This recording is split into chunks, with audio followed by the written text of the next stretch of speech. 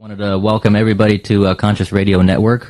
We have a special guest this evening, Andrea Perron. She's the oldest sister of the Perron family. 5 sisters. For those who remember the hit horror movie last year, The Conjuring, she is the inspiration, or brought the inspiration. So tonight we're going to touch base on some of the true accounts that was left out by Hollywood because it was too graphic. So anyway, I'm going to give the podium to you, Andrea, and start at the beginning of when you first was aware of the property, moving in and whatnot, and take it from there. Well, thank you for having me on your broadcast. I appreciate being here.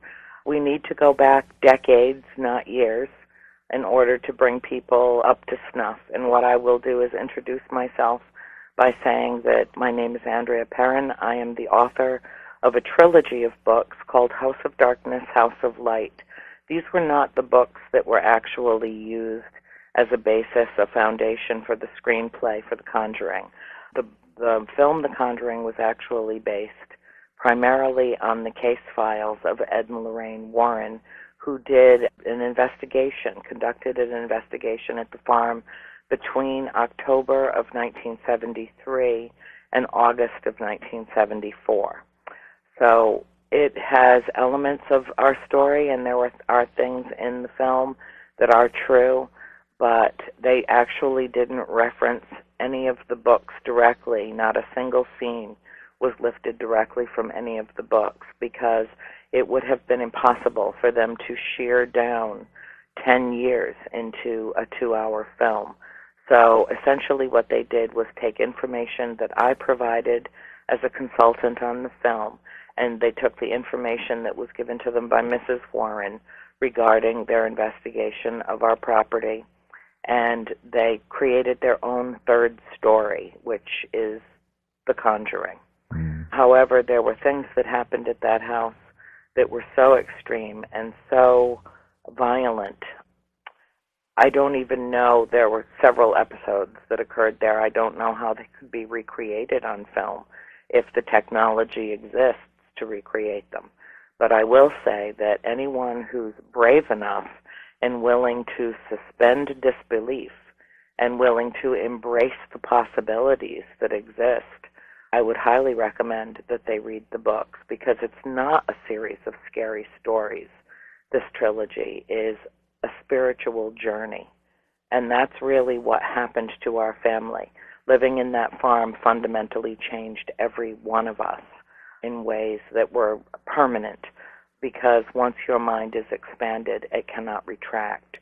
So it changed each one of us, the 7 of us that lived in that house for 10 years, on that property for 10 years. It wasn't just the house. There was plenty of activity in the barn. There was plenty of activity in the woodshed. There was actual paranormal manifestations around the It was a 200-acre farm. My mother found it in June of 1970. The books start chronologically, and they end chronologically. Volume 1 begins in Cumberland, Rhode Island, prior to us moving to the farm. The end of Volume 3 is when we leave the farm and go as a family to Georgia, and in the process of doing that, discover that profound attachments were formed at the farm that were permanent in nature. However, from the moment that we arrive at the farm in Volume 1 until we leave it, it's pretty much all bets are off. I wanted to write it the way that I did because I wanted people to have a sense of the almost trance-like state of being there, the sense of timelessness about the place. And the best way for me to do that was to categorize the types of hauntings into their own chapters and subchapters. So, for instance, one chapter could be about Cindy at age 8 and a certain type of manifestation that occurred in the house with her at that time. The next story could be her at age 14 having something similar happen again, but profoundly different, and therefore requiring inclusion at that point in the story. So, a lot of people say, well, this is just written for spiritualists and intellectuals, but that's not the case. If people just open up their minds and absorb it and just read it in a very fluid way, then it sinks in and they start to feel like they actually lived at the farm with us. Yeah. My mother put money down on this farm the moment she saw it, within minutes of seeing it.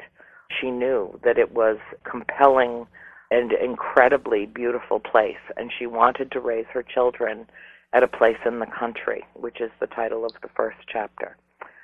It took 5.5 months for my parents to secure the financing to make this enormous purchase. It was in December of 1970 that we closed on the property. My parents closed on the property, but of course then Christmas was right around the corner, and my mother didn't want to move us at Christmas, nor was Mr. Kenyon, the man who sold the farm to our family, prepared to leave yet. He wasn't packed and ready to go.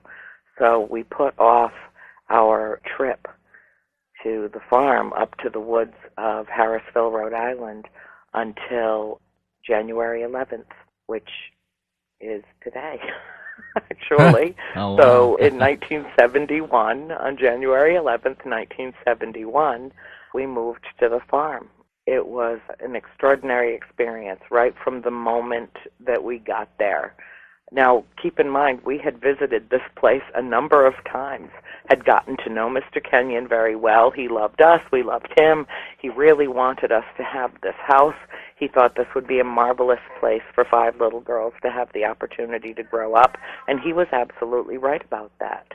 However, I will say that all the times that we visited the farm, none of us recall ever having any kind of a supernatural episode. Nothing that we witnessed, nothing that we felt, nothing occurred to us of that nature.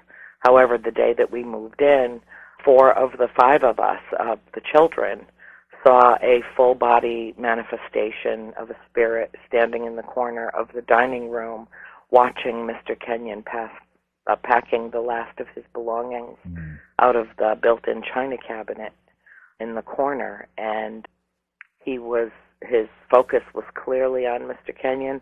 He appeared so solid in form to me that I thought that he was a real, living, breathing human being, and I greeted him and said good morning to him, and he ignored me like I was a ghost, and so I kept walking. But my sister Nancy saw him literally disappear. Wow. And it was that really started things. Cindy saw him, Christine saw him, April is the only one that didn't. But at one point, the thing that was most interesting to me was that at one point my father got off the back of the moving truck and he came into the house, and he was standing talking to Mr. Kenyon at the dining room table while Mr. Kenyon was packing a box, and that spirit was standing right there. We could all see him, but my father didn't. So what do you suppose that is? Was this spirit sort of selective, possibly, in who he might have been showing himself to? And did you ever see this same spirit subsequent to this? We saw him a multitude of times. My sister named him Manny. My sister Nancy named him Manny because he was a man and she was only 8 years old and not incredibly creative yet. So that's how he got his name. But subsequently, through my mother doing a plethora of historical research on people who had lived and died at the farm, she came to the conclusion that he was most likely Johnny Arnold, who had crawled up deep into the eaves of the farmhouse in the 1800s and had a bottle of horse liniment with him that he drank, and he died a really horrible death. His death was listed as a suicide, but chances are very good he just crawled up there with a bottle of horse liniment to try to get drunk, and it killed him. It's hard to say. I guess we'll never really know who any of them were. I mean, there were at least a dozen spirits that we saw over the course of that decade, some that we saw many times, some that we saw a few times, and some that we only saw once or twice. But for the most part, I would have to say that we certainly did develop a sense of who they were, and certainly developed the sense of their belonging there. my mother was always adamant about the fact that we should always have respect for the dead and that it was their house first. Yeah. Once we came to the notion, there was never any provocation in our family, never. There was no need to call them forth, because just when we slip into that lulled into that false sense of security, this must be over, there hasn't been anything that's happened in weeks or months, that's when it would happen. Yeah. Now, when how much time went by until things started to really dramatize, really heighten in activity, actually physical phenomenon, being pushed or shoved or pinched, or how much time went by after the move-in date? About 2 weeks after we moved in. Well, the first thing that happened, and this is a bizarre thing, just as an aside, I will say there were things that happened at that house that I never wrote in the books, including the fact that our dog, our family pet, was inexplicably and bizarrely killed within days of us moving to the farm. It was such a difficult thing for me to write about, and after having written about what happened to our family and our family pets in Cumberland, I just didn't want it to be too morose for the reader. I didn't want anybody rolling their eyes going, I'm sorry, I can't handle this, this is too sad. Because it's titled House of Darkness, House of Light for a reason. It was both, and there were many wonderful, extraordinary experiences that occurred at the farm, but there were also some terrible things that happened there. And, chief among them was the loss of our family dog, Schultz, right after we got there, and I never told anybody associated with Warner Brothers, New Line Cinema, or The Conjuring, any of the producers, and I knew them all, and never told them that had happened, and yet it made it into the film. There were 4 or 5 little cosmic kisses in the film that told me after I saw it, this is okay, in spite of the fact that it does not properly reflect or depict your family the way things actually happened. It's still all right, because it gets the story out into the world in a way that nothing else could have. And in the broad strokes, it did get it right. Good conquers evil. Love conquers fear. The Perron family had an extreme haunting that they not only survived, but thrived and went on in life.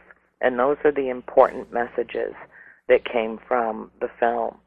But the little things, the strange little things, like the fact that the picture that's on top of the mantle in Shanley Caswell's bedroom, the young lady that plays me in the film, is a white folk art drawing of a cat. I have that hanging in my bedroom right now, and got it when we lived at the farm. They had no idea that I had that picture. They had absolutely no idea. There's no photograph of it anywhere, and yet the set designer managed to choose that one out of who knows how many she had to choose from in order to put a piece of artwork up on the mantel board in the eldest daughter's bedroom. So it sounds like there are intervening forces also with the production of this film, and I guess some people would call them synchronicities. Yeah. Look at today. The 11th. There's a synchronicity right there. I know. I know, it's bizarre, isn't it? Yeah. And the thing that's even stranger about it is, later on we'll have George Lopez join us, who is my paranormal partner in crime. I write with him and lecture with him and travel with him and do all kinds of paranormal partying out in the world, getting to know people, my readers, and we're working on a book together, and it's his birthday today. Yeah. And we found it, it's like, okay, you turned 8 years old on the day we moved into the farm. I'm sorry, that's just weird. It's reason enough to play the lottery, you know what I mean? Yeah. I would have to say the biggest, I think the biggest question that all of our listeners would have, as well as myself, before I heard you with George Norrie last year on Coast, and it definitely deserves repeating. And the way you explain it is so to the point, and like you said, it's a simple yet a complex answer. How could a family that size go through 10 years in a situation like that and go that long. There's some. I like the way you explain it, and please explain it because it means very well. Well, as I've said in the past, there are many reasons why we stayed at the farm, and I'll give you a quick rundown of them in a moment. But what I will tell you is, in retrospect, upon reflection, I have determined personally that whatever it was that catapulted us to the farm, whatever it was that compelled us, whatever it was in the universe that conspired to get us that farm, likewise conspired to keep us there. And in that respect, I feel that it was certainly as much a blessing as a curse. We learned over the course of 10 years how to differentiate and what similarities exist between life and death. From the age of 12 years old, I have known, not believed, but known that there is something beyond our mortal existence. And the way that my mind processed that was, oh, this is good news. This is really good. Not everything that, it's not just ashes to ashes, dust to dust. It is a body vessel that we inhabit as spirit, but that we are all essentially spirit. And I think that there were messages imparted at the farm that it took 30 years to process this information. That is no exaggeration. I didn't pick up a pencil to start to pen these books until 29 and a half years after we left the farm. That's why when James Wan was coming on as the director of the film, he's like, I've followed everything that the Warrens have ever done. I've read every case study of the Warrens. Why did I never hear about this? Why do I not know about the story that they said was the most intense, compelling, disturbing, and significant investigation that they ever conducted? And the reason is because my mother told them no. In 1980, she told them no. But, what I will tell you is that we moved. Mom found the farm in June of 1970. We moved in today, 1971. And from that point on, it was as if we were trapped there. It was as if we were held captive there. And even though we could come and go as we pleased, it was a point of attraction. It was a portal cleverly disguised as a farmhouse. There was something that pulled us back and pulled us back. My mother, when she realized what was going on, my mother had already had 2 incidents. One of them we never even knew about or saw happen until she didn't tell us about it for a long time afterwards, and she wasn't even sure at first that it was a paranormal experience. She didn't know what paranormal was. She didn't know she didn't know the language to even use around the phenomenon that was occurring at the house. None of us moved into that farm thinking, oh, we could be moving into a haunted house. I was 12. April was 5. We were little stepping stones of kids. Mom was thrilled that we were moving into one of the original colonial homes in the United States. She was all about the history, all about, oh my God, this is so incredibly important. This place was deeded in 1680. The house as it is now was completed in 1736. This is an original colonial home before the colony of Rhode Island was the state of Rhode Island. It was just an amazing, amazing, beautiful piece of property. Then as soon as we moved in, the economy tanked.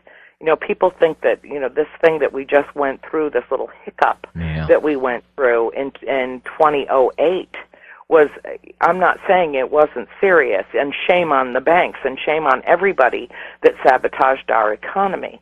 But I remember sitting in line, pushing the car into a gasoline station, having the number on our license plate determine whether or not we could get gasoline. All of us would go so that in case we ran out while we were sitting in line, we could help our mother push the car in to put gas in, and then you could only buy, I think 6 gallons or something like that. I remember the founding of the oil cartel and the embargo and only being able to fly in this country if it was for business. It was crazy. And this house and property that my parents had just invested what was a fortune to them and required, borrowing money from my grandmother and for the down payment. I mean, this was a huge, huge investment for them. A house, a barn, and 200 acres to raise their little children and, live happily ever after. And then for my father to come home from his first business trip away and have my mother show him the bruises on her neck from where she had been brutally beaten with a coat hanger by something that was invisible. He didn't want to believe it. He shunned any belief in this. He was overwhelmed. He felt out of control. He had a job where he was a salesman. He had a trunk business, and he would fill his car up with jewelry, and he had clients from Quebec to Miami to Ohio. He was all over the place all the time, and these things were happening in the house, and he felt very out of control. And when my father feels fearful, it expresses as anger. And so we learned very quickly not to tell Daddy anything that was going on, and my sisters would come to me and tell me what was going on. There was no way for us to get out of that house. Within a few months, my mother was calling our family attorney, Sam Olafson, saying, "Sam, get me out of this house. There's something very bad here. There's something really wrong here. I can't have my children here. We need to go." And he said, "Carolyn, there's nothing on the books. There's no statute that says you can get out of, the sale of a home because the house is haunted." There were no disclosure laws on the books. There had only been 2 attempts in the course of Rhode Island history to null and void a sale of a property because of a haunting, and both of them failed and were dismissed. Mm-hmm. Both times the judges saying, "We're not going to rule on something we can't even see." Yeah. So there was nothing to be done for that. The property value was dropping monthly. The cost of gas, the cost of heating oil, the cost of everything in terms of electricity, everything was skyrocketing in the early 70s. There was incredible political upheaval in the country. It was the beginning of the Watergate scandal. It was, the Nixon thing going on. Vietnam War was raging. The tone and tenor of the mood of this country was about as low as I ever remember it being in my lifetime. And, of course, when my mother said, "We need to sell the farm," we were all in love with the place. What was happening to her was not happening to us. And even though we had sensations and some weird things, and we'd seen some things as the children, what was happening to her was quite different. But we didn't know about it. And so when Mom said, "I want to sell the house," we all said, "Oh, Mom, no, please, we love it here. We just got here." And when she said to my father, "Roger, we need to sell this farm," he's like, "That's ridiculous. Nobody, what's the first thing that a prospective buyer is going to say is, you just bought this place. Why are you leaving so quickly?" Now, he would have absolutely no part of it. We had no equity in the house. We'd been there for 3, 4, 5 months. And my mother said, "We've got to get out, we've got to get out." And the reason that they actually did sell the farm was in the spring of 1979. My mother said to my father, "Roger, I won't survive another winter in this house." And he believed her. By that time, he finally believed her. But, their relationship was really severed. Slowly, gradually, it died, it shriveled up, it turned into a very sad state of affairs. Yeah. Watching my parents separate emotionally and still share a bedroom and still have this pretense of being a married couple, but my mother emotionally had completely turned her back on my father because, for all intents and purposes, he doubted her veracity. And at one point, even so much as went to blame her for what was happening in the house, that somehow she had stirred something up.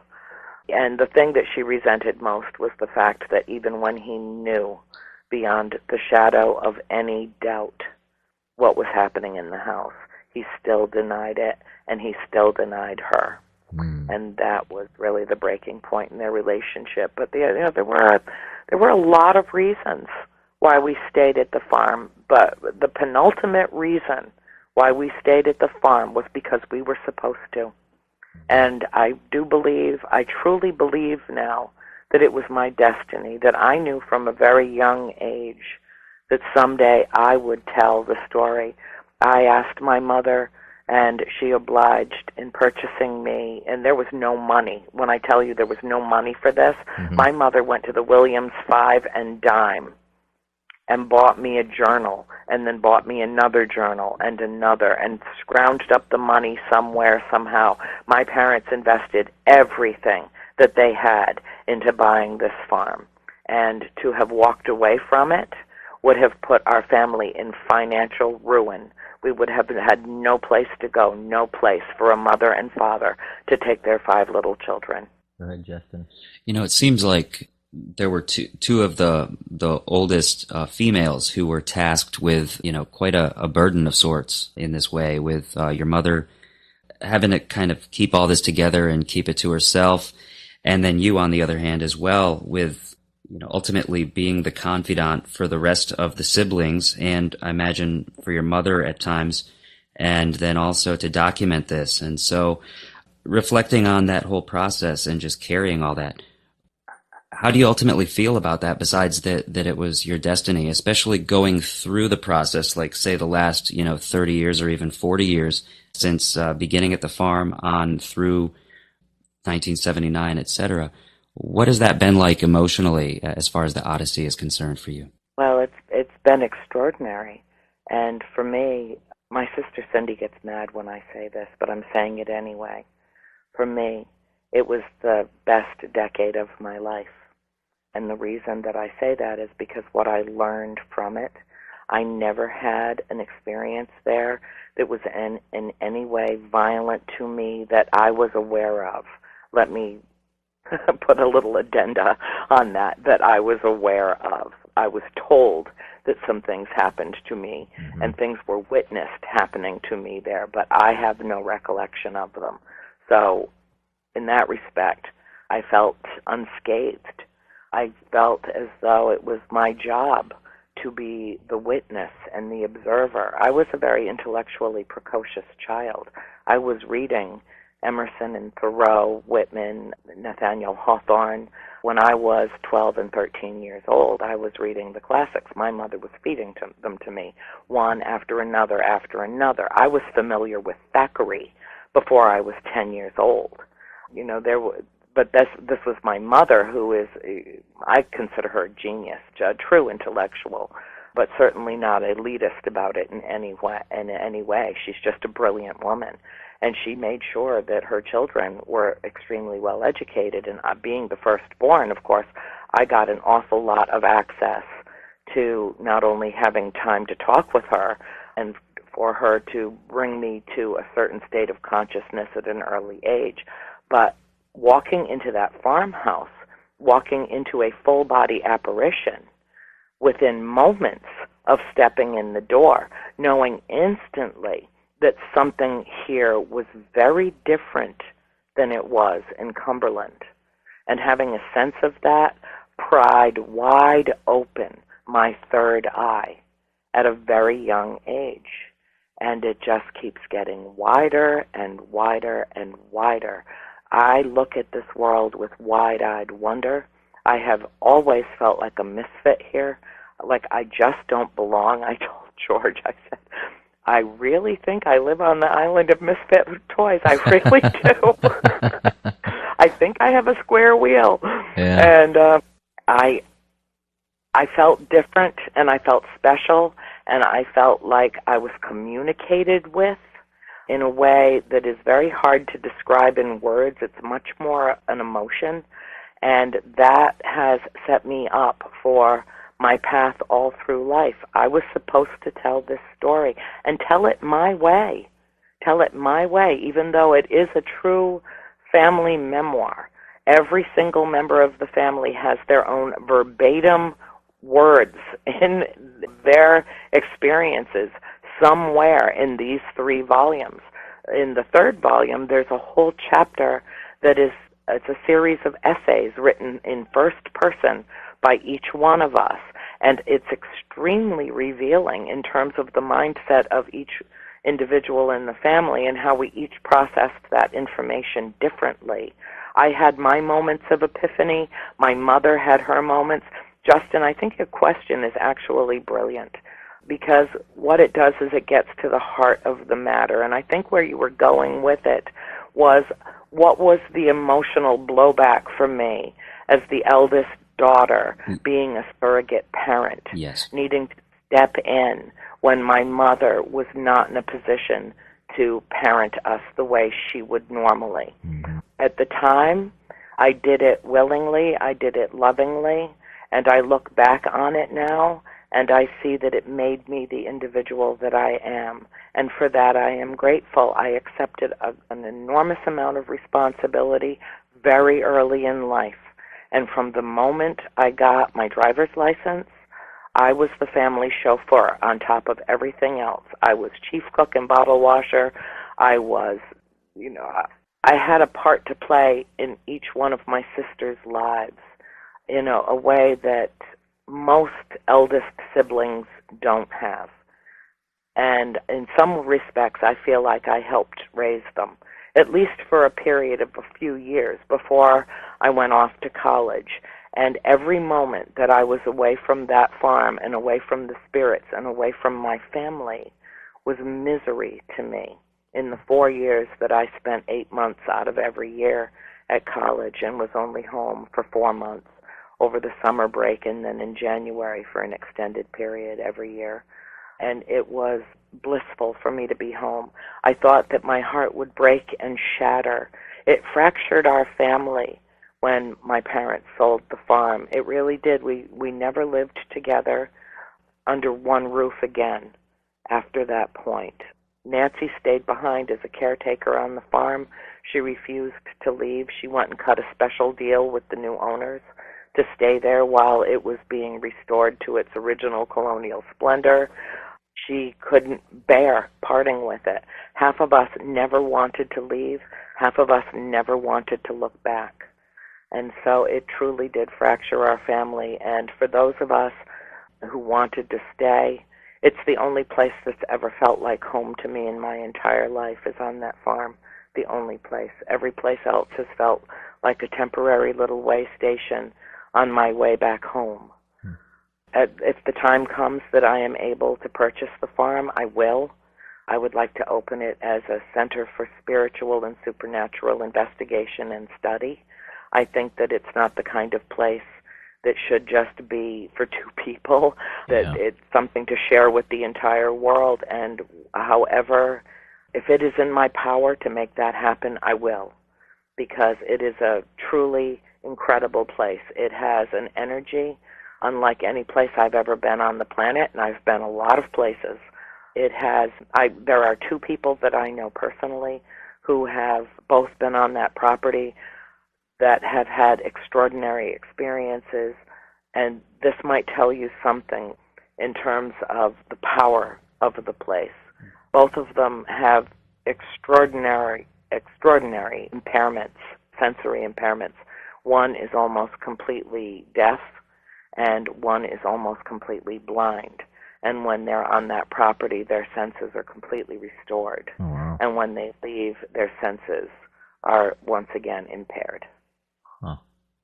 There's one thing I also wanted to make clear to our listeners too.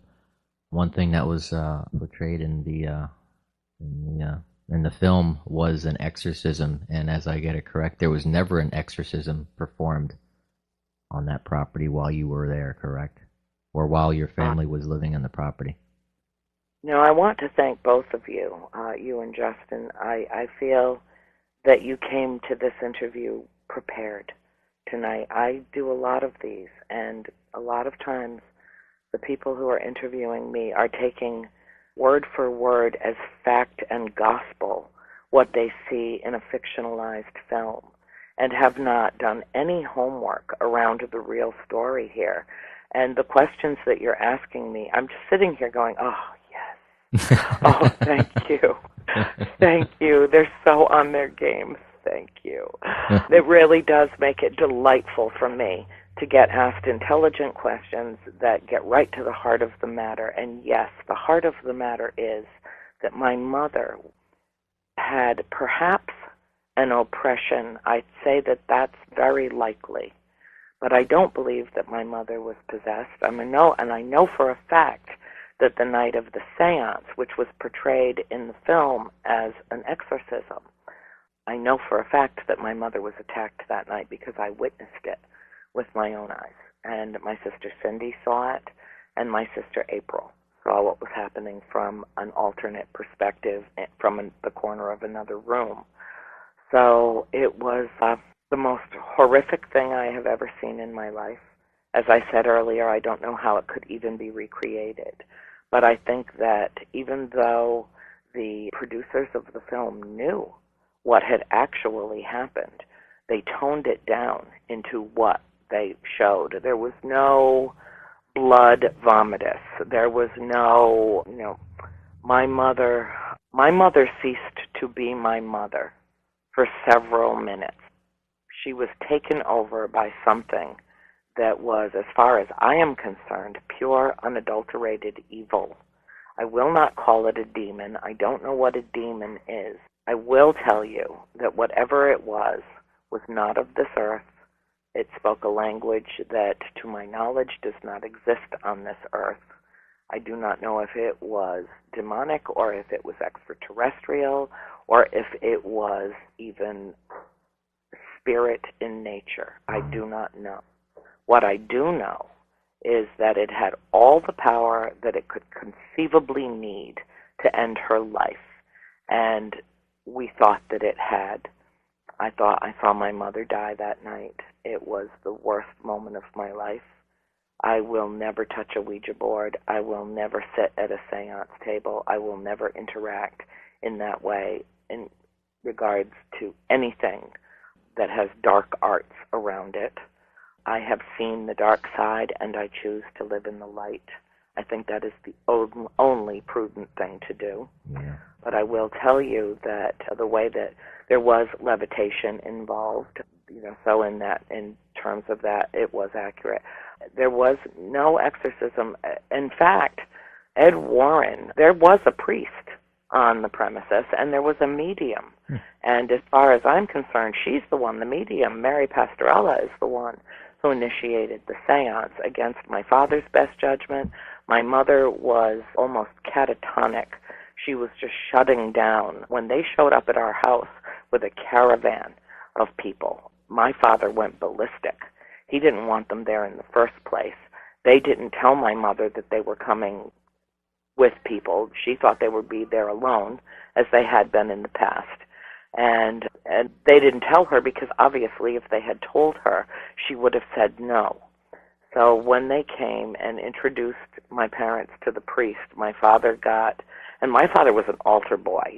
We weren't godless heathens. We were all born and raised Catholic. We were all baptized. There were confirmations involved here. You know what I mean? This was not, it was represented in the film that, the devout Catholic Warrens as opposed to the paganist heathen Perron, and nothing could have been further from the truth. My father was an altar boy for his entire childhood. He was schooled in a Catholic school. He had Catholicism was ingrained in our family. It was at the religious root of our family. However, my father was very testy with the priest, and I know it made me uncomfortable. So as I was overhearing this, and I thought that he was being very rude to a man of God who was trying to explain to him the ancient ritual of séance. And my father didn't want to hear it, and he didn't want it to happen.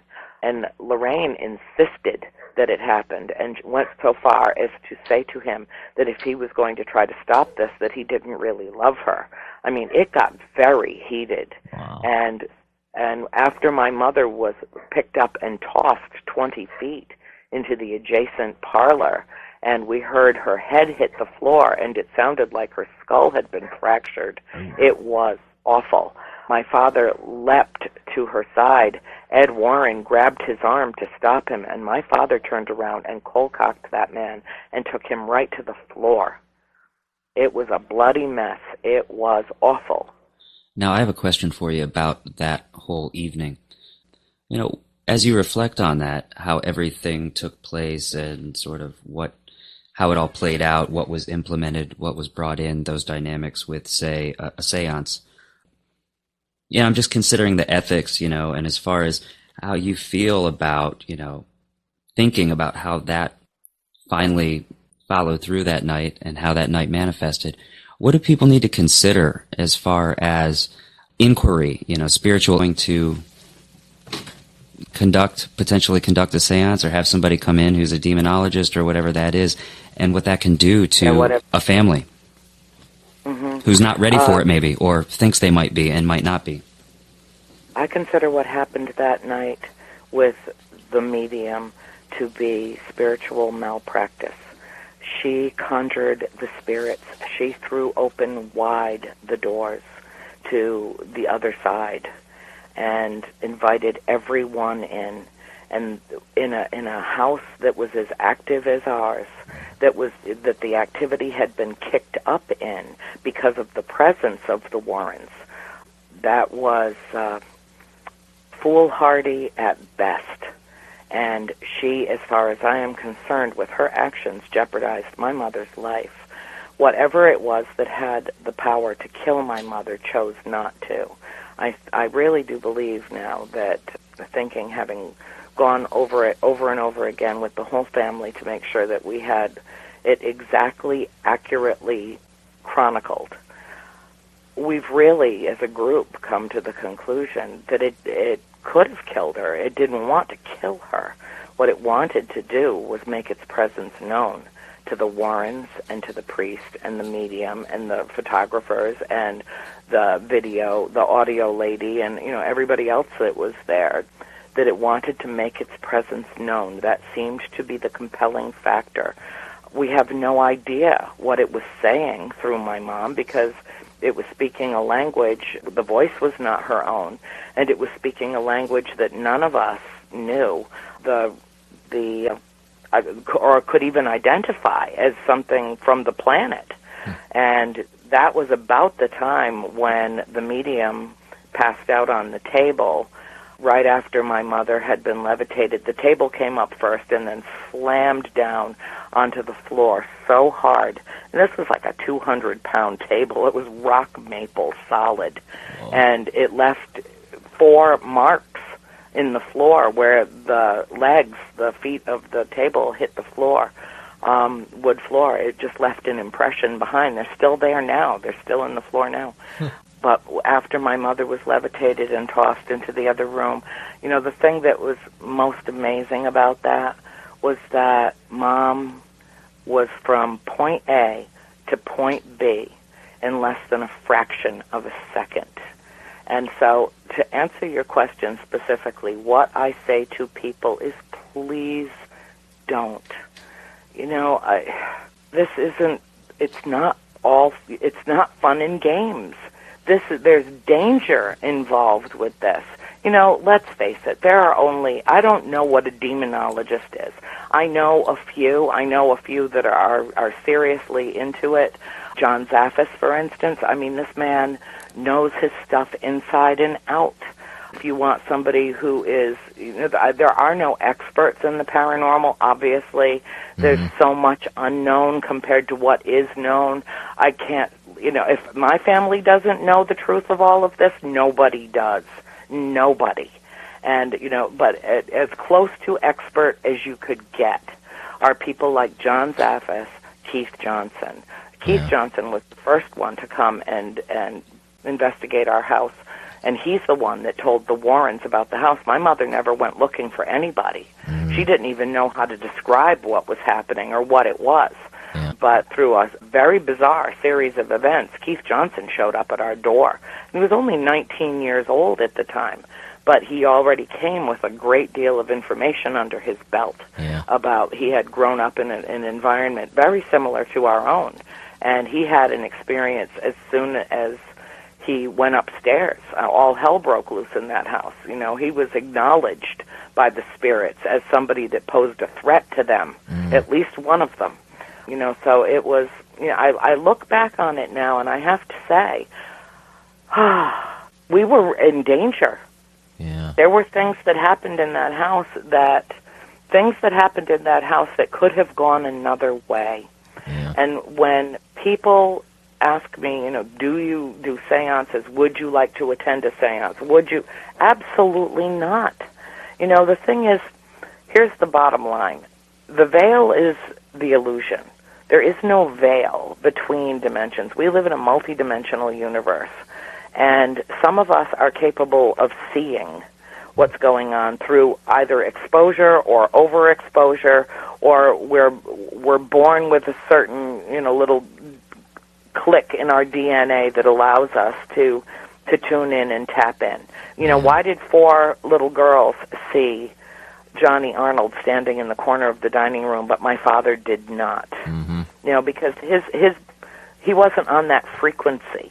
Children have wide-eyed wonder. Got another call. I'm assuming this would be George. Oh, great! Is it 8:00 already? Oh, excellent. Almost. Almost that. Who's calling in this evening? Who's our next one? Let's see. Is this George? I am early. If you want, I could sit here and wait. Oh, it's not a problem. Not a problem. We're No, about you know ready what? to, I'll tell you why I called in. George, tell me if I'm wrong. The reason he called in is because he heard me get off track, and he was going to try to rein me back in. It's what he does so effectively. Right I on. probably didn't answer that question thoroughly, and he was going to just rein me in and get me right back on track. He does it every week on our show. Happy birthday, George. How you doing? Doing wonderful, wonderful. How's everybody doing? And very, very happy New Year to you, Doctor. Very good, very good. Orlando is probably the warmest place right now in the country, so I can't complain. I agree. I'm sorry, Andrea, for that, but it gives you the opportunity to think about whether you want to move further south or not. Well, that decision has already been made. Yeah? Because George is down in Florida, yes, and my mother wants me to move her to Florida. She's tired of being cold. She's 75, and she's over it. And, I mean, we were in the teens and single digits in the last week in Atlanta. So apparently I need to go further south. Right on. But about a week ago, even as Floridians, I think I wanted to move like close to the equator, because even last week it was a little cold for us. Now, George, remember about that. You need to be careful about that, because you keep posting these things about having to put socks on and stuff, and you're really aggravating our New England friends. Yeah, well, living in Fort Lauderdale, that's one thing I wanted to bring to you, George, is actually I went to the Art Institute of Fort Lauderdale as well, and I remember living down there for the couple years. I was in animation and film all year round. Even in the wintertime, I wore sandals and socks. So, and that's all I wore. Sure. Oh, yeah. And I used to hate that parking off 17th Street Causeway. Remember that? Oh, yeah. That was the worst. I used to park across the street at the gym. Both he and I both attended, maybe at the same time, Fort Lauderdale Art Institute, mine for commercial advertising. He went for, again, video with computer. Yeah. Computer animation and film. I kind of merged the two. So A great non-accredited school. Oh, man. Yeah. It was, I kind of left early because I ran out of money and just decided to change it up, get into photography and whatnot. But when it comes to the paranormal, I've been a researcher, avid researcher, and had interest in the paranormal ever since I was a child. Ever since I could remember being conscious of life itself, I've always had experienced things I could not explain, thinking they were normal, but then realizing that nobody else is experiencing this stuff. So, yeah, probably for the last 25 to 30 years, I've been really, really deep into it and continuous research, and now it seems like I've been put on a path and helped onto a path cosmically from the other side to try to get some answers, so to speak, and do some more research for the rest of mankind, so to speak, get some understanding for everybody. So, and that's why I decided to start this radio show and try to get to the science of it, the quantum physics at the quantum level, and bring the consciousness, to it and whatnot. But I definitely want to get your take on it, George, as far as giving us a little bit of a history of when you first got into it, how we got to where you are now. My story is probably the most bizarre. It's the antithesis of almost everybody else that's had experiences and then wanted answers. I didn't have experiences. I wanted answers. I wanted to know what was the reason why others had homes. And we grew up, I think, where we had things go on strange in the house, but they're explained away, and you never really kind of focused in on it. But it was never anything that was so substantially impacting, such as a full body apparition or things hovering through the room. Although my mother did throw a lot of things at us kids when we were younger because we were so bad. But the hardest part for me was where to begin, and it wasn't until I'd moved from South Florida to Central Florida, and there was people that I worked with who told me that St. Augustine was 30 minutes away, and I said, Andrea knows I'm geographically challenged, and I thought that I'm on the East Coast. I'm just north of Daytona Beach, and I thought that St. Augustine was just north of Tampa. So as soon as I was informed how off I was, I went and took a visit, and I fell in love with this incredible city, the oldest plated city in the country, back in 1565, I believe. And so started going up there and beginning to investigate, starting to invest in equipment. This is probably a little over a decade ago, but again, I was starting it off on my own.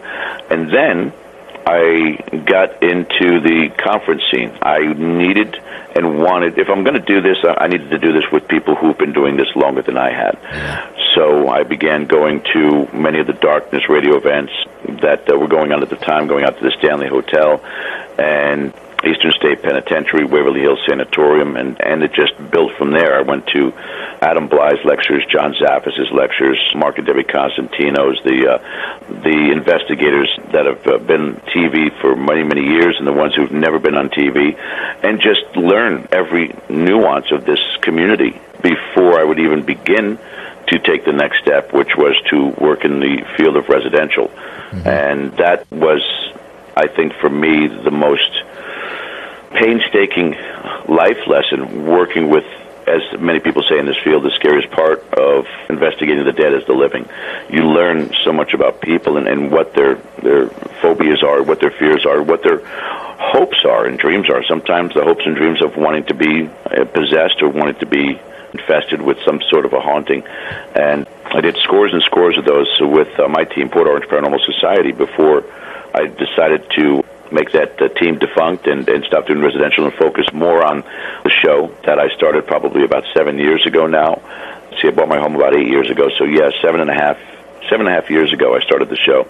And been focusing on trying to excel this community, same as you've been doing also, PG, because the important part to it is getting the message out there. And as much as you could door-to-door sell this field and try to educate your clients, it's better because the majority of those clients were also big fans of the paranormal shows, to do it from a forum with a lot of the people I went and saw the conferences do, which was to group educate and group inform about this community. And I've never looked back. I've been doing it ever since. Wow.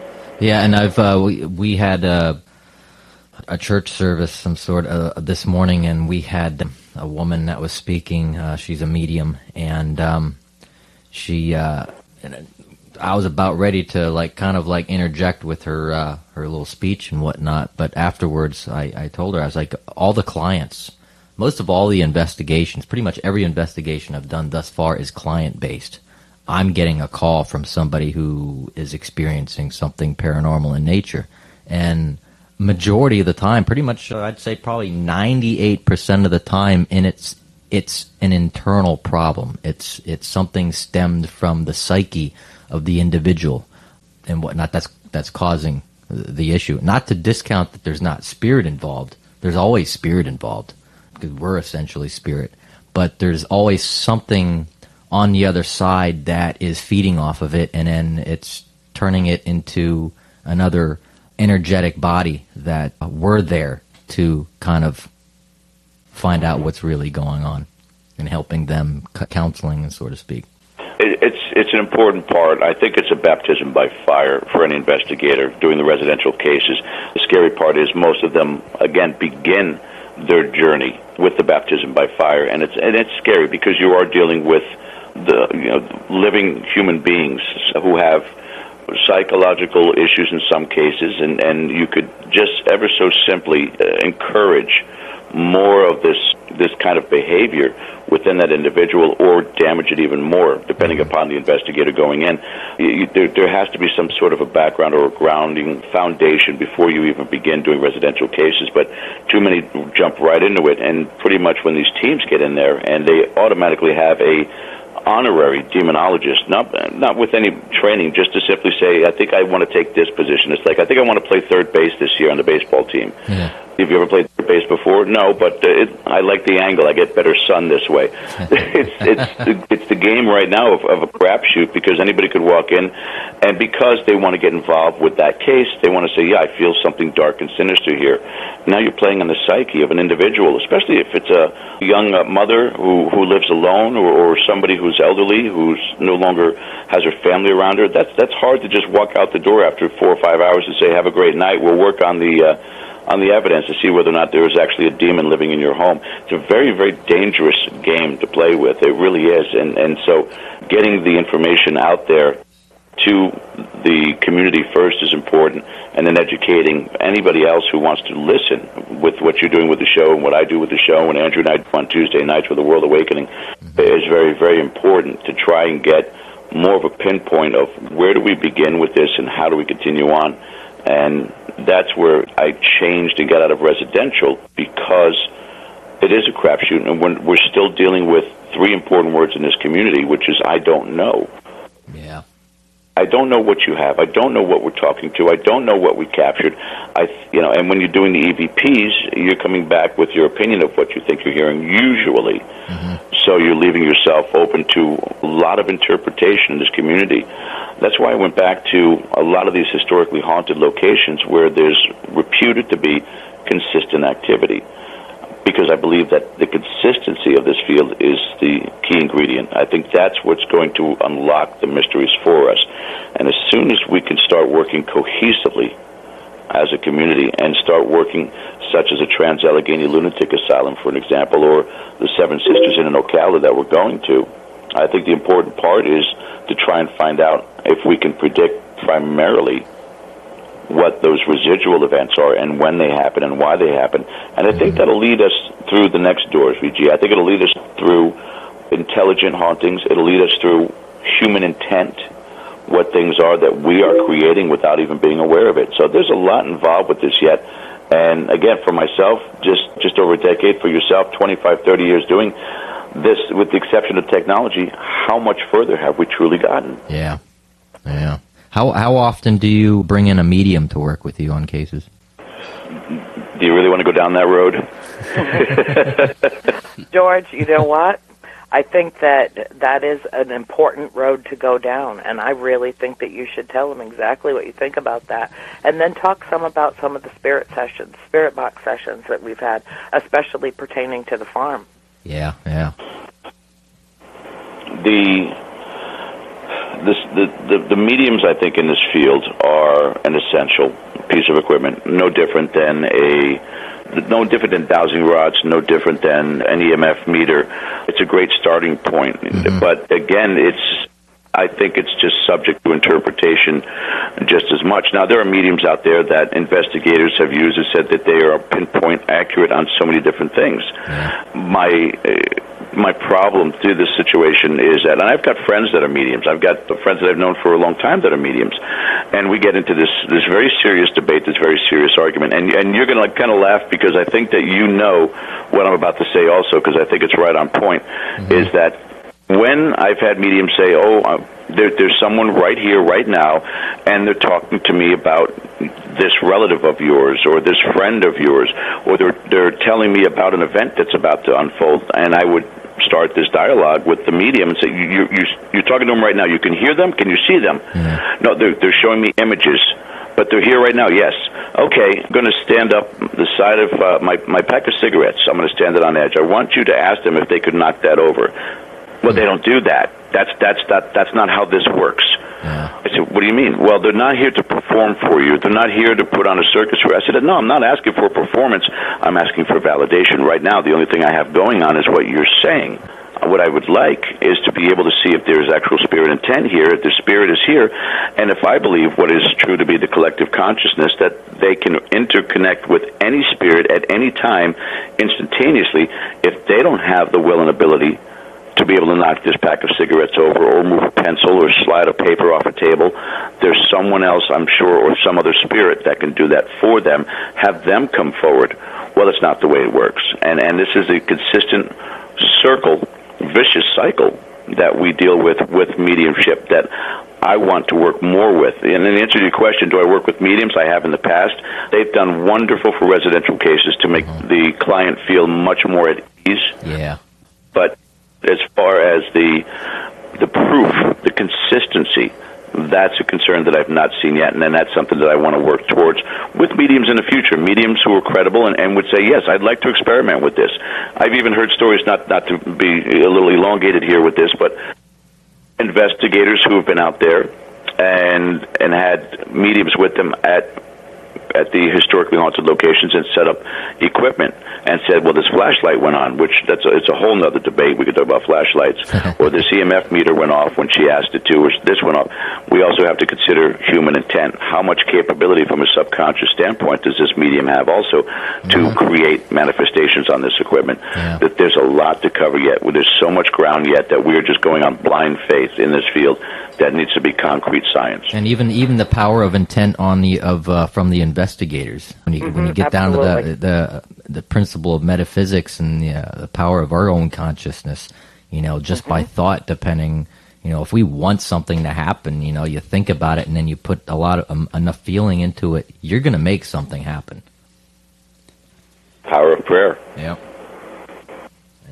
Same principle that's the concept. Power of focused energy. I mean, George and I have had Robert Murch on our show on A World Awakening and have gotten deep into discussions regarding Ouija boards. He's, one of the world's leading authorities on the subject, certainly in terms of its history.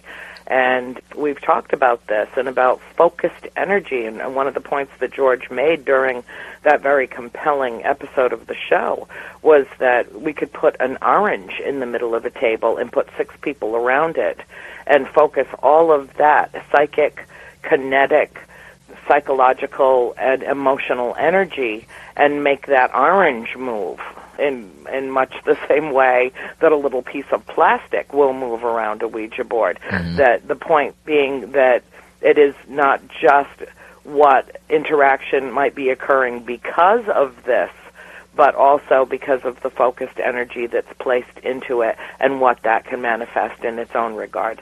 Yeah. You have anything, Justin? Yeah. Well, Andrea, I just wanted to, recap on how the females in the household back there in the 70s, initially that first day, saw the gentleman, and yet your father didn't, and yet he was standing right there. So, here we go again, who's aware and who's attuned to it and whatnot versus the other side. Well, Justin, I understand what you're asking. I don't think it really is as much a matter of, although I think it factors into the equation, I think that women are generally more open, more intuitive. It's just that we use our powers more, I guess, than men do in general. And I do hate to generalize because, it's not always the case. certainly. But for the most part, I think my father wasn't on that wavelength. My father wasn't thinking in terms of that. And I think that the real deciding factor in that particular event that day was that my father was an adult and we were children. And I think that it was not so much about the sex of the child as it was the age. Yes. Yeah. Openness. I think kids are very vulnerable and also very extremely perceptive. And, you know, think about being a child and everything that you see for years and years of your life. Virtually everything that you see is new.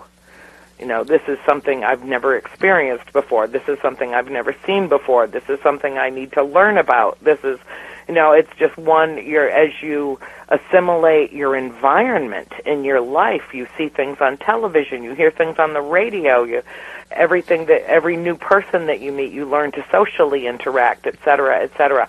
Children are open to the universe. Yes. And it's the adults in their lives that try to tamp that down, try to minimize that. How many children have walked out of their rooms over the course of history and said, Grandma read me a bedtime story last night, and mother or father says, oh, no, honey, that's not possible. Grandma died before you were born.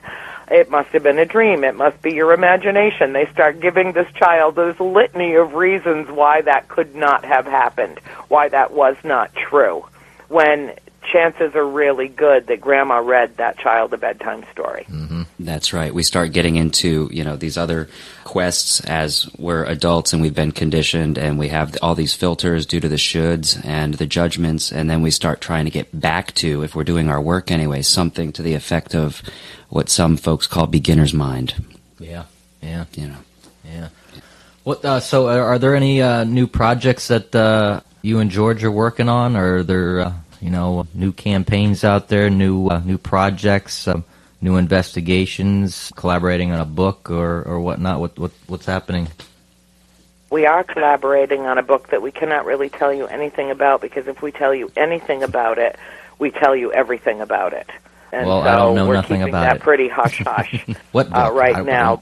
But at a later time, we will definitely revisit this with you once it's out in publication, which should happen within the next several months. However, one thing I wanted George to address is what's going on with what we have done in the past and what we intend to pursue in the future in regard to his work with the spirit box, because I just don't think that there's anybody that has a more sophisticated methodology and is seeking consistent contact in a way that George is. And I would really like for him to speak to that and talk some about our experiences with sessions that we did in Rhode Island over the summer.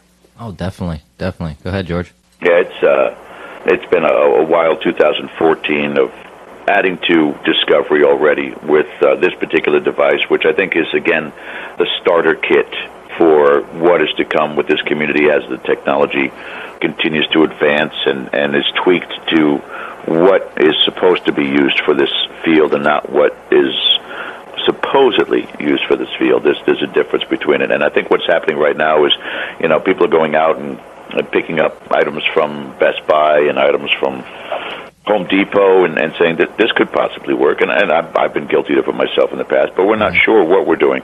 So maybe that's the way to go. Maybe somebody's going to find something at the electronics store, and it's going to be the miracle piece of equipment. And the spirit box, to me, at this point in time, has been the closest thing to it. The problem with the equipment or the usage of equipment up to now had not been used efficiently. And what I mean by efficiently is, again, no different than the obelisk, which is speculation. You get this voice that sounds like Stephen Hawking's coming across, saying words like upstairs, knife, girl, and then you're there to fill in the gaps. Well, there must have been a girl who was murdered by a knife upstairs, and it's, again, subject to speculation. So we couldn't go with this route, but unfortunately, for those who don't know what a spirit box is, it's a radio frequency or radio receiver that plays both AM and FM usually and scans up and down the broadband. Now, the device is basically stop it from, like on your car, you press scan, it stops on a strong signal.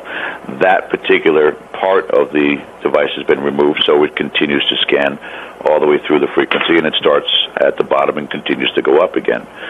The premise behind it is twofold, like two trains that are running down two different rails next to each other. One is the actual radio frequencies that are picked up, and it's believed that the spirits are precognizant, and they could pick out the words that they want, usually monosyllabic or two-syllable words, yes, no, maybe, things of that sort that you're asking questions of. And then the second one, the second train, would be the white noise, which is what we try to focus on more, because some of the answers are coming across 7 or 8 or 9 bands, or even more bands sometimes, depending, but it's the same voice coming across. So we focus on that. But the important part is, what people are tending to do now is turn on a spirit box and they'll ask, how many spirits are here? And you get the number 7. Well, it could be the time, it could be the score of a game, it could be the number of people killed in an accident. Or they'll say, can you tell us the name of the spirit that's here? And you hear Tom. Or it could be the radio DJ, it could be... There's a multitude or myriad of different things that you can put into that storyline. Unless and until we look at consistency, which is what I've been trying to do, we will still go down the scope of speculation. And this is why I started going into two different things, which are trigger words and redundant responses. Trigger words being something that you would not normally hear off the radio bands, such as your name, the location that you're at, or even very difficult words such as metaphysics or parapsychology. You ask the spirits to give you those words. You get into a more specificity of what you want them to say. It gives it more of a definitive answer that you're communicating with the spirits rather than just pure conjecture. The redundant response simply is that. You ask them to repeat those words over and over again, or those answers, and then you can combine them both. Could you tell me how many spirits are here? I need you to say the word metaphysics and the number of spirits after over and over again. And this is where we've got more of validity, and with many of the people, the hierarchy of this community, that we've gotten a chance to become very, very close friends with, who have either joined in on these events or have been sent clips of it, have been astonished to the results. So it's working very, very well right now, and a lot of different teams out there have begun to adopt this and work in conjunction with this, and hopefully it'll continue to, the word will continue to spread and more people will use it. And last summer we went to the Ocean State Paracon in Harrisville, Rhode Island, where the farmhouse is located that Andrea and her family lived in the 1970s. Ken DeCosta Rise of Paranormal had a phenomenal event there that was charity-based, and everybody volunteered their time, and it was a great time. But we had an opportunity to go to Bathsheba's gravesite. We had an opportunity to go to Ed Warren's gravesite along with John Zaffis and do spirit box sessions at both locations. Some of the results, not all of them, because some of them were personal when it came to Mr. Zaffis and Mr. Warren, that I've only shared with him, but his astonishment to some of the things that I sent him, that said, John, I don't know what this means, but here, I'd send you the clip, and he'd come back with, oh my God, I can't believe that you would even know this, or there's no way you would know this. But he would validate that it was Ed's voice. He knew it was Ed's voice. No different than Andrea would be able to validate with her experiences with Bathsheba that this was Bathsheba's spirit communicating with us. But the videos that we posted on the World Awakening YouTube page give some indication of what it is that I'm talking about and how we do this procedure. And we're going to continue to press forward, and hopefully the technology, which is in reverse now, the technology will catch up to the technique versus the other way around, where we've always our techniques try to catch up to the technology. We're now looking for something that is more of a white noise generator without having to use the radio frequencies, so we can definitively guarantee that this conversation is going on between spirit and human. I think that it really is a matter of tapping into the right and correct frequency. But there is no question in my mind, none, that we have had consistent contact. I have done, I think, 4 or 5 spirit box sessions with George in total now, that we have had communication with spirits from the farm, voices that I recognized, answering questions, very specific questions, and doing it in a cohesive manner. In fact, there were a couple of times that it got crowded, It literally got crowded, and George had to tell them to please back off and let the one spirit that I was trying to communicate with come through. But of all of the experiences that we've had, the one that was most stunning to me, the one that was most provocative to me, was when we were at Penhurst Asylum in Pennsylvania last April. And George put the spirit box in the middle of a room. There had to be at least a dozen people in the room. And he introduced me to the spirits and said, do you know what film is about this woman's family, Andrea's family? And immediately, as if it were a disembodied voice, came through the spirit box, The Conjuring. And Wow. for myself, to me, that the implications of that are absolutely staggering. It indicates to me that they have access to all knowledge, everything that's going on in our lives. It's like the Akashic record, so to speak. Say that again? Like the Akashic records, the all-knowing, the universal library. Right, that they are part now of the collective consciousness, and so are privy to all thoughts, to all experiences, to all awareness. For them to know that a film was made about our story is really an amazing, compelling notion.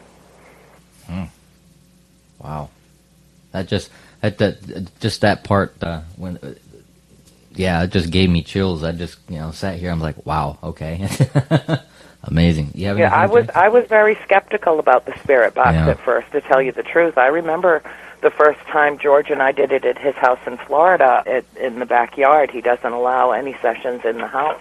Yeah. So we were outside, and I remember I wouldn't even use the word skeptical. I was very curious. I wanted to know if there was any semblance of reality to this, if this was just wishful thinking or hocus pocus, or what was this? And within 15 or 20 minutes after the questions were flowing, and George is standing there saying, tag that, because he uses it for review. And, after the fact goes through, and so he's listening for specific answers to the questions. It wasn't a situation that required review. They were that clear in terms of their responses. But again, let me reiterate what George said a few minutes ago.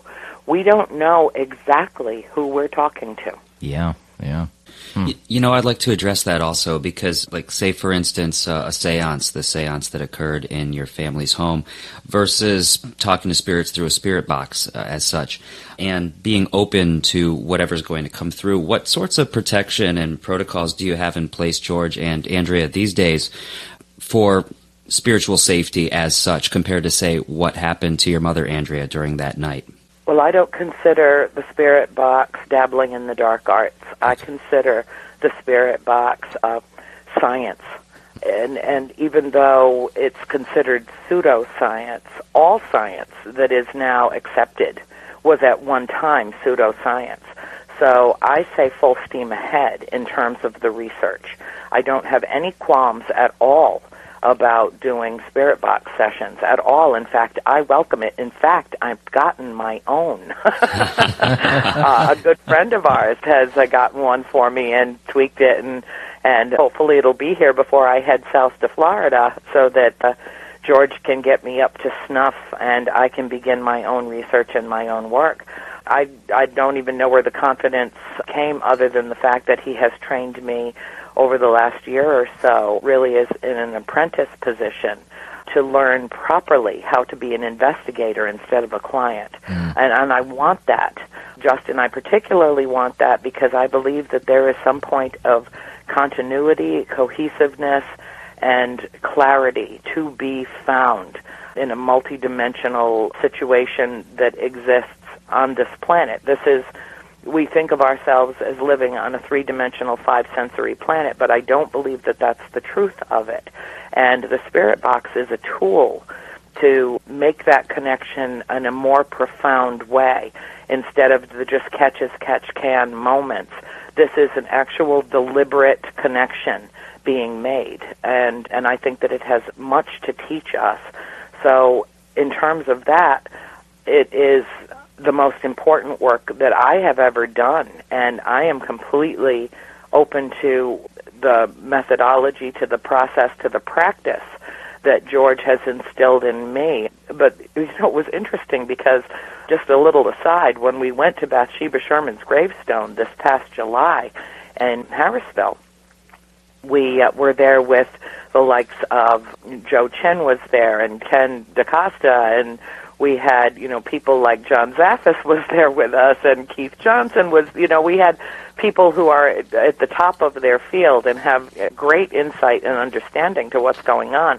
And when we got there, our spirit box disappeared. George's box disappeared. We tore apart an SUV looking for it, and it had just been in his hand moments before. I think we had to drive 800 yards from the theater where the event was to the actual cemetery in downtown Harrisville in the village.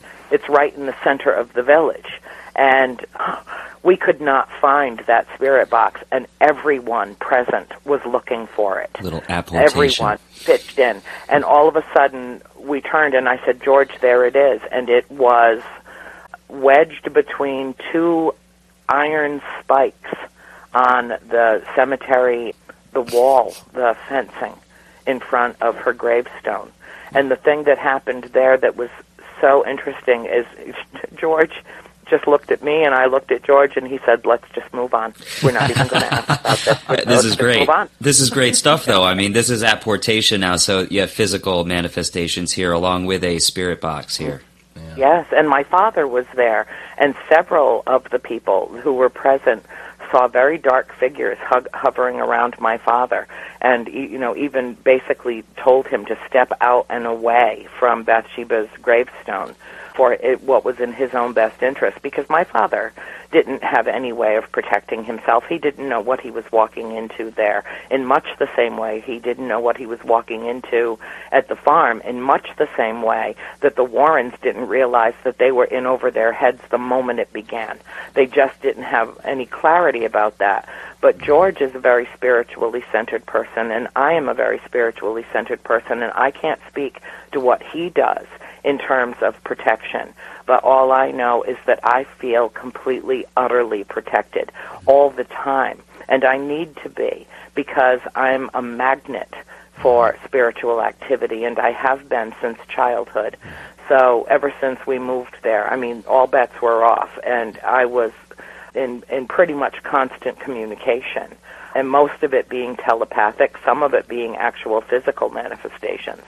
So I know how to protect myself, and I don't feel, let me put it to you this way, I do not perceive a threat. Bathsheba Sherman was woefully misrepresented in The Conjuring, in the film. Thank you for clarifying that. Thank you for clarifying this.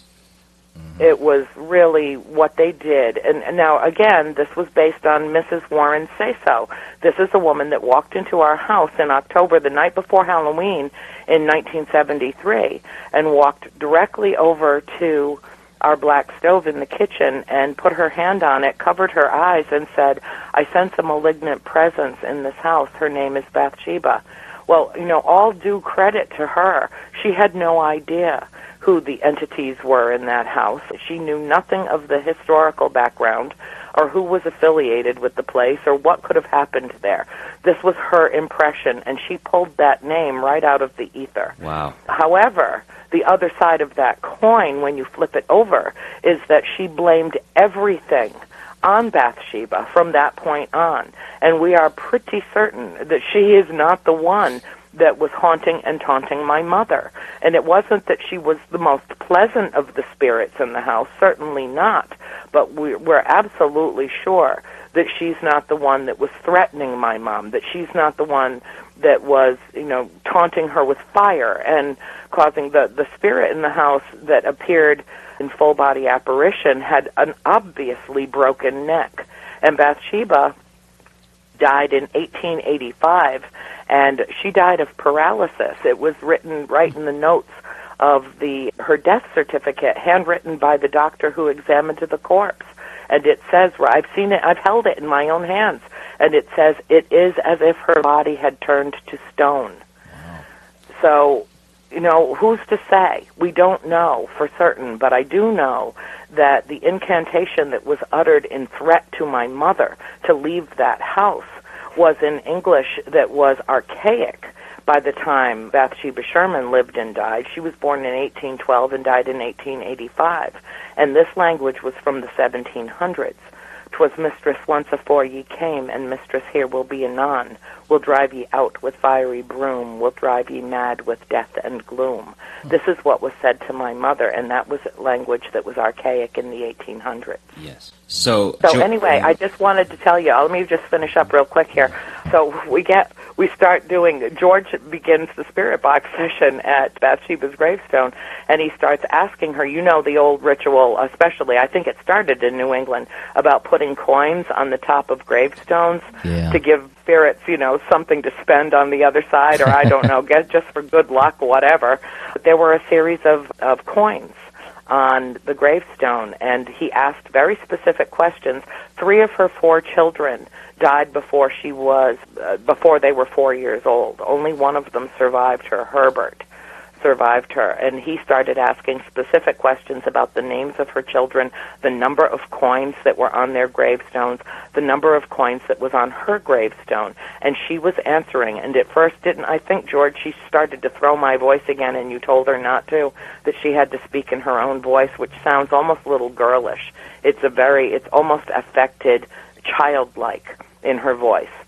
And he asked her to not only count, but to denote the different denominations of coins that were on her gravestone. And not only did she do that, but she came up with the number 11 for the coins, and we could only count 10.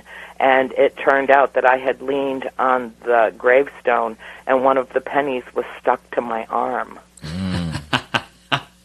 And we have that, George. I don't know where George has that clip out in cyberspace, but it is out there for anybody to listen to. In fact, there were several of them that he put out, I believe, on our World Awakening page is where people can find them, or our YouTube page for a World Awakening. But they're out there, and, we invite everybody to come and listen to this process, because really this is the scientific method. This is what needs to happen in order for this field to move forward. Let's face it, this field is completely stagnant. There are no new discoveries. There's nothing coming forward that's any different than what we've been doing for decades, other than the change in the sophistication of the electronic equipment. And now we're at a point, as George said earlier, about bringing the equipment up to the method, bringing the equipment in to such an extent that we can tap in. Can you think of how revolutionary it would be to have a machine on the market that people could contact their dead loved ones at will? And what a revolution that would cause worldwide to the global community. There would be no question anymore in anyone's mind whether or not the spiritual realm exists. The question would be, how fast can I get one of those machines? Yeah, like Thomas Edison. I mean, there's never been any proof that Thomas Edison had actually built the device, but he had proclaimed that he had the blueprints and whatnot of the machine that he can speak to the other side.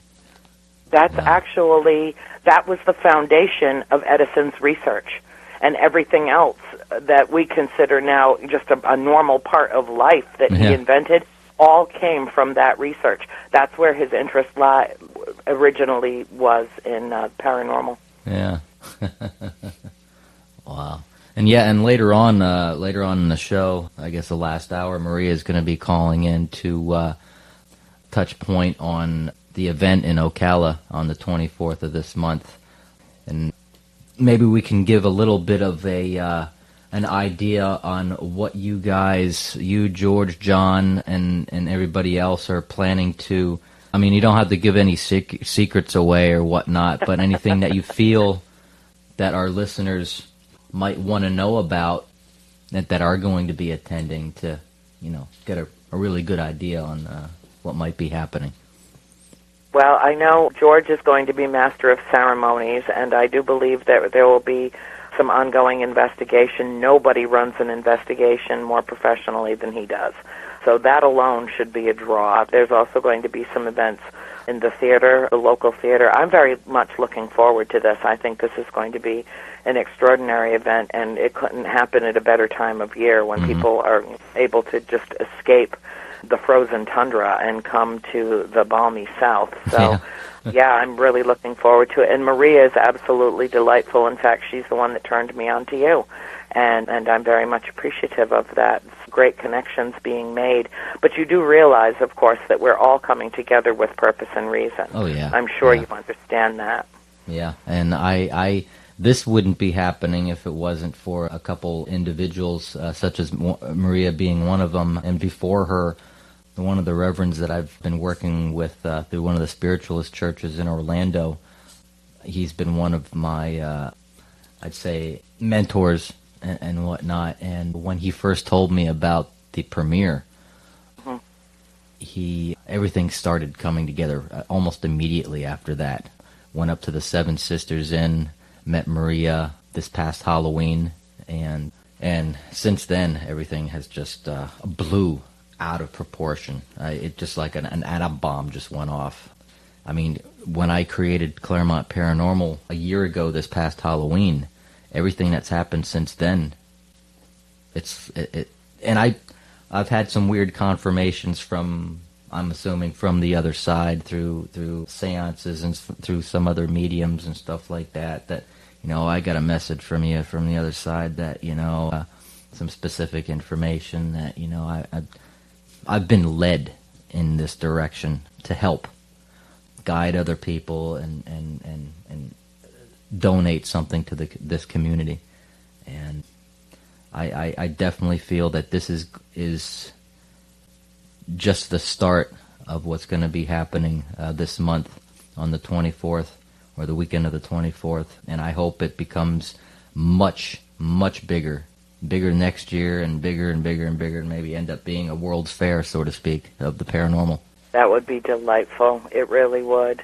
The thing is that as we go through this process and we learn day to day, week to week, whether it be through exposure that we welcome or whether it be through exposure that we didn't necessarily invite, it is clear to me that there is heightened sense of awareness going on. It's the reason why George and I do a World Awakening, and the double entendre is there deliberately, because it is a world waking up to the fact that we are essentially spiritual beings having a human experience, that there's not very much difference between those that we've loved and have passed on and ourselves.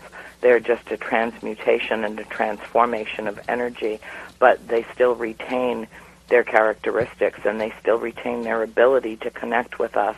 It's really a question of how open are we?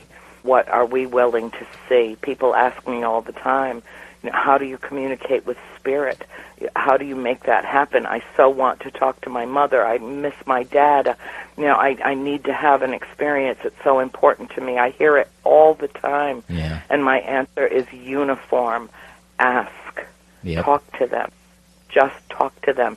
You will absolutely, definitively receive a message. There will be no mistaking it for anything or anyone else. Mm-hmm. Just ask. Once you open wide the door to spirit, it can't be closed again. You can turn your back on it, but that's it. Yeah. It's open. Once you have, as I said earlier in the show, once your mind expands, it's not capable of retracting. And if you're brave enough and you're willing enough and you're able to dispel the fear around the supernatural is just as natural as the natural. Yeah. I don't like the use of the word supernatural. Everything is natural. It's everything that happens in the universe is according to natural law. There's nothing That's miraculous exactly right. or super anything. It's all got a purpose and is all within. That's right. Within natural law.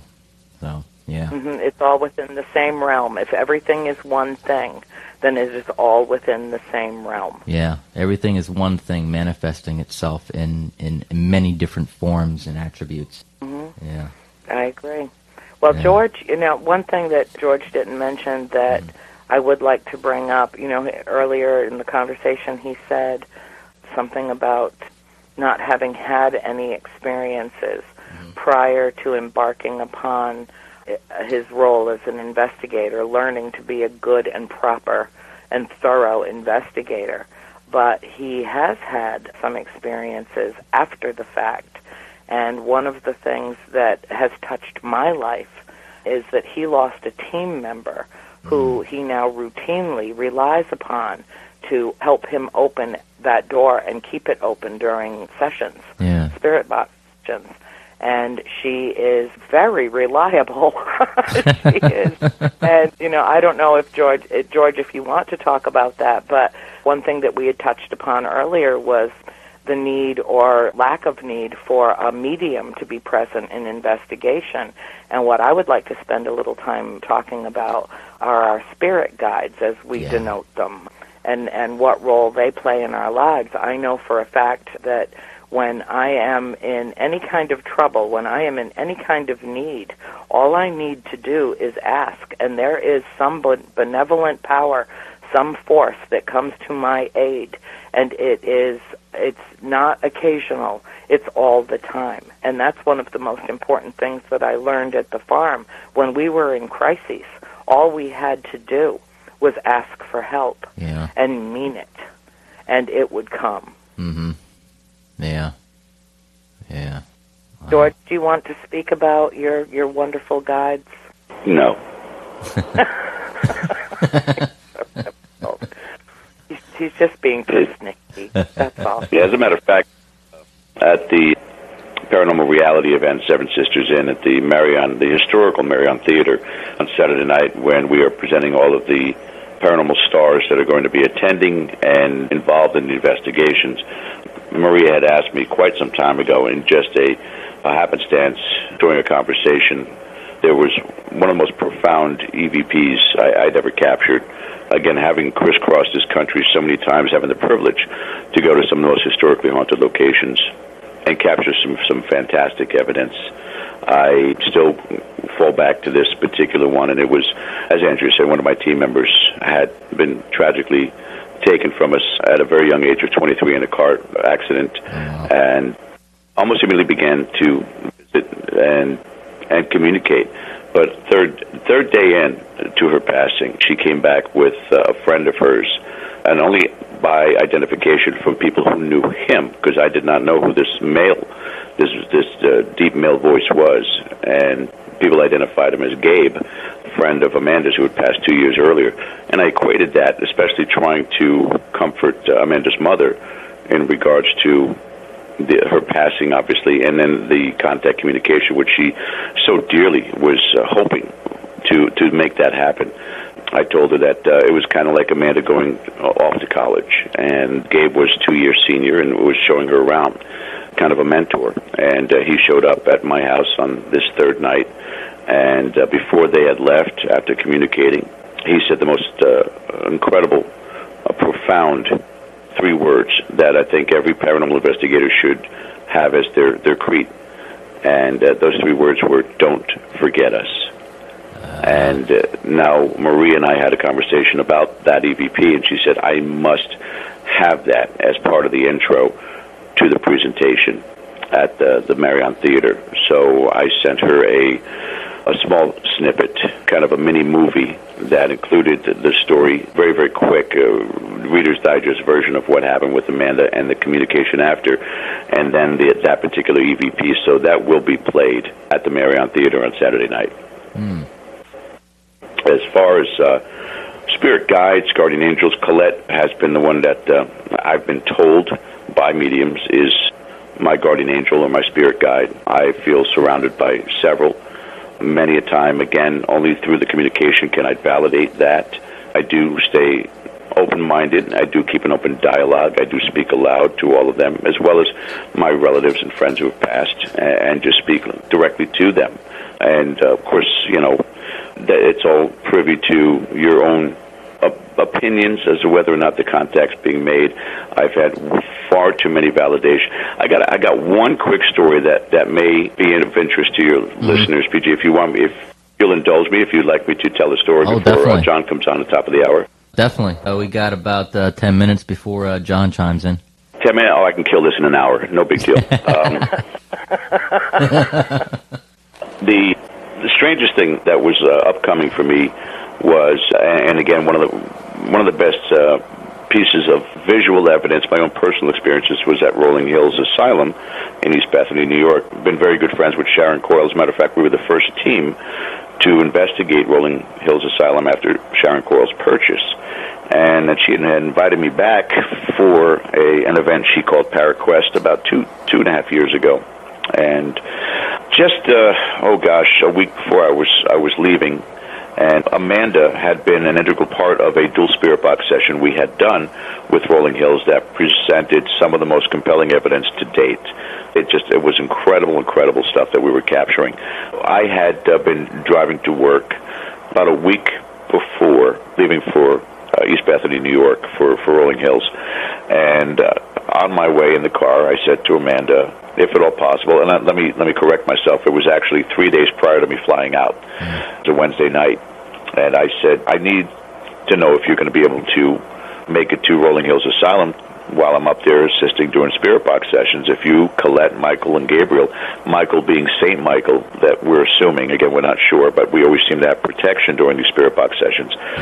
And I had simply said, I need a profound message to let me know that you're going to be arriving. Now, I live in, again, the area just north of Daytona Beach, and it's roughly about a 40-minute drive there, a 40-minute drive home. And I've been doing this for, again, about 8 years driving back and forth that particular drive. Turned back the clock to the night that Amanda had passed. It was on a lonely road. Her car had flipped. The roof of the vehicle hit a tree, and she had snapped her neck and passed away.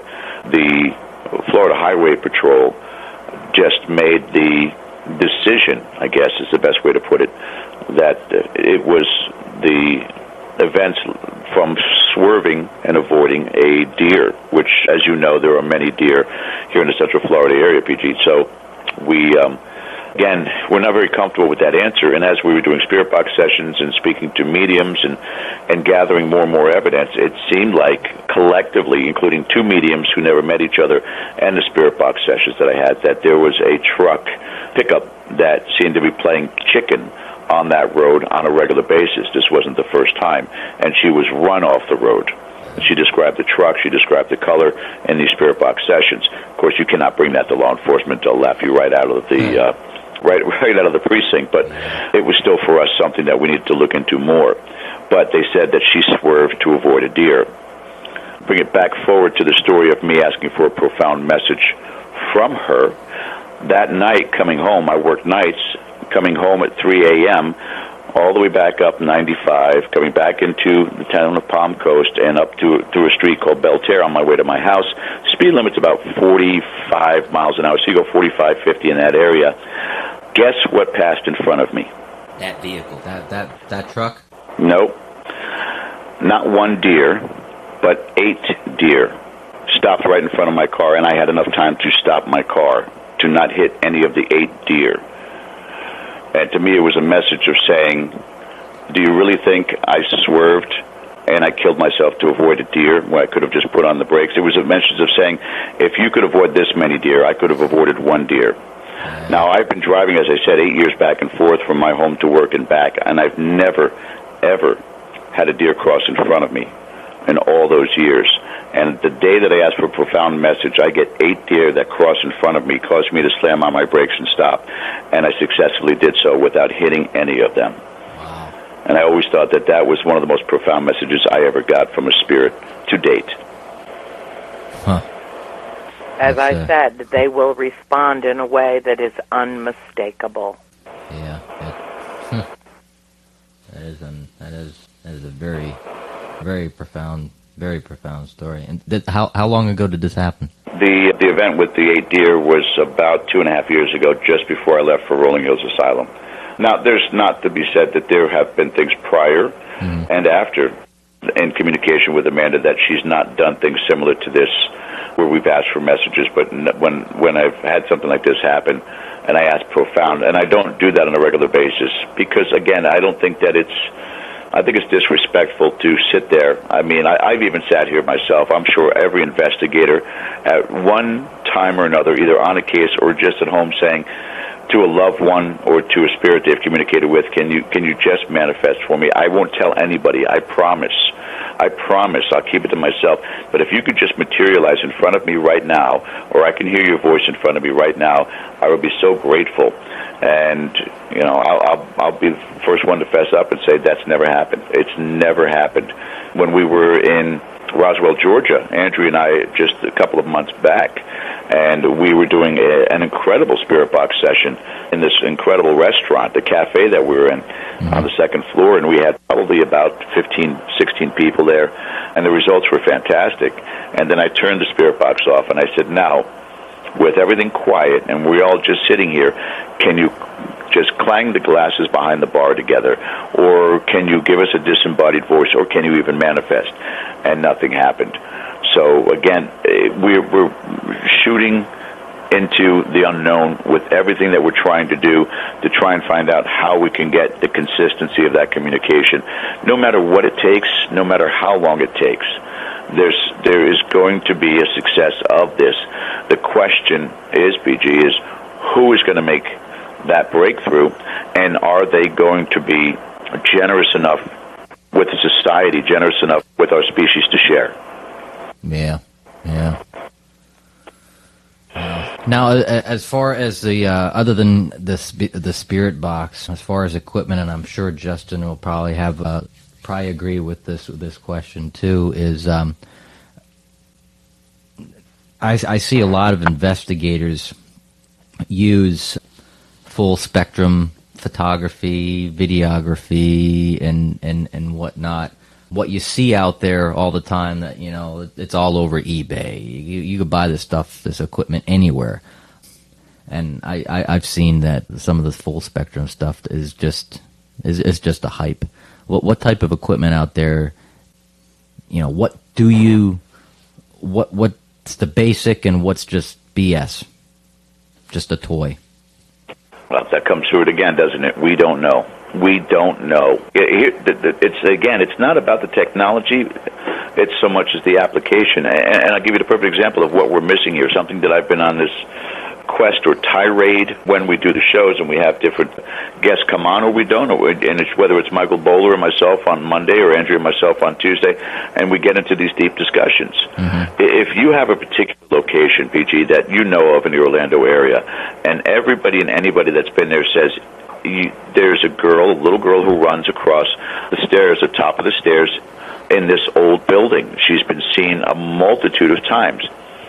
That's the spot that somebody with a thermal and somebody with an infrared and somebody with the dowsing rods, but not in your hand. Put it in a couple of Coke bottles. Don't hold it in your hand. Yeah. But have every piece of equipment focused on that one spot and keep it there. I mean, don't break it down to the end of the night. It's like some of these places, such as Old South Pittsburgh Hospital, that had security cameras that were set up in Wi-Fi that you can watch online.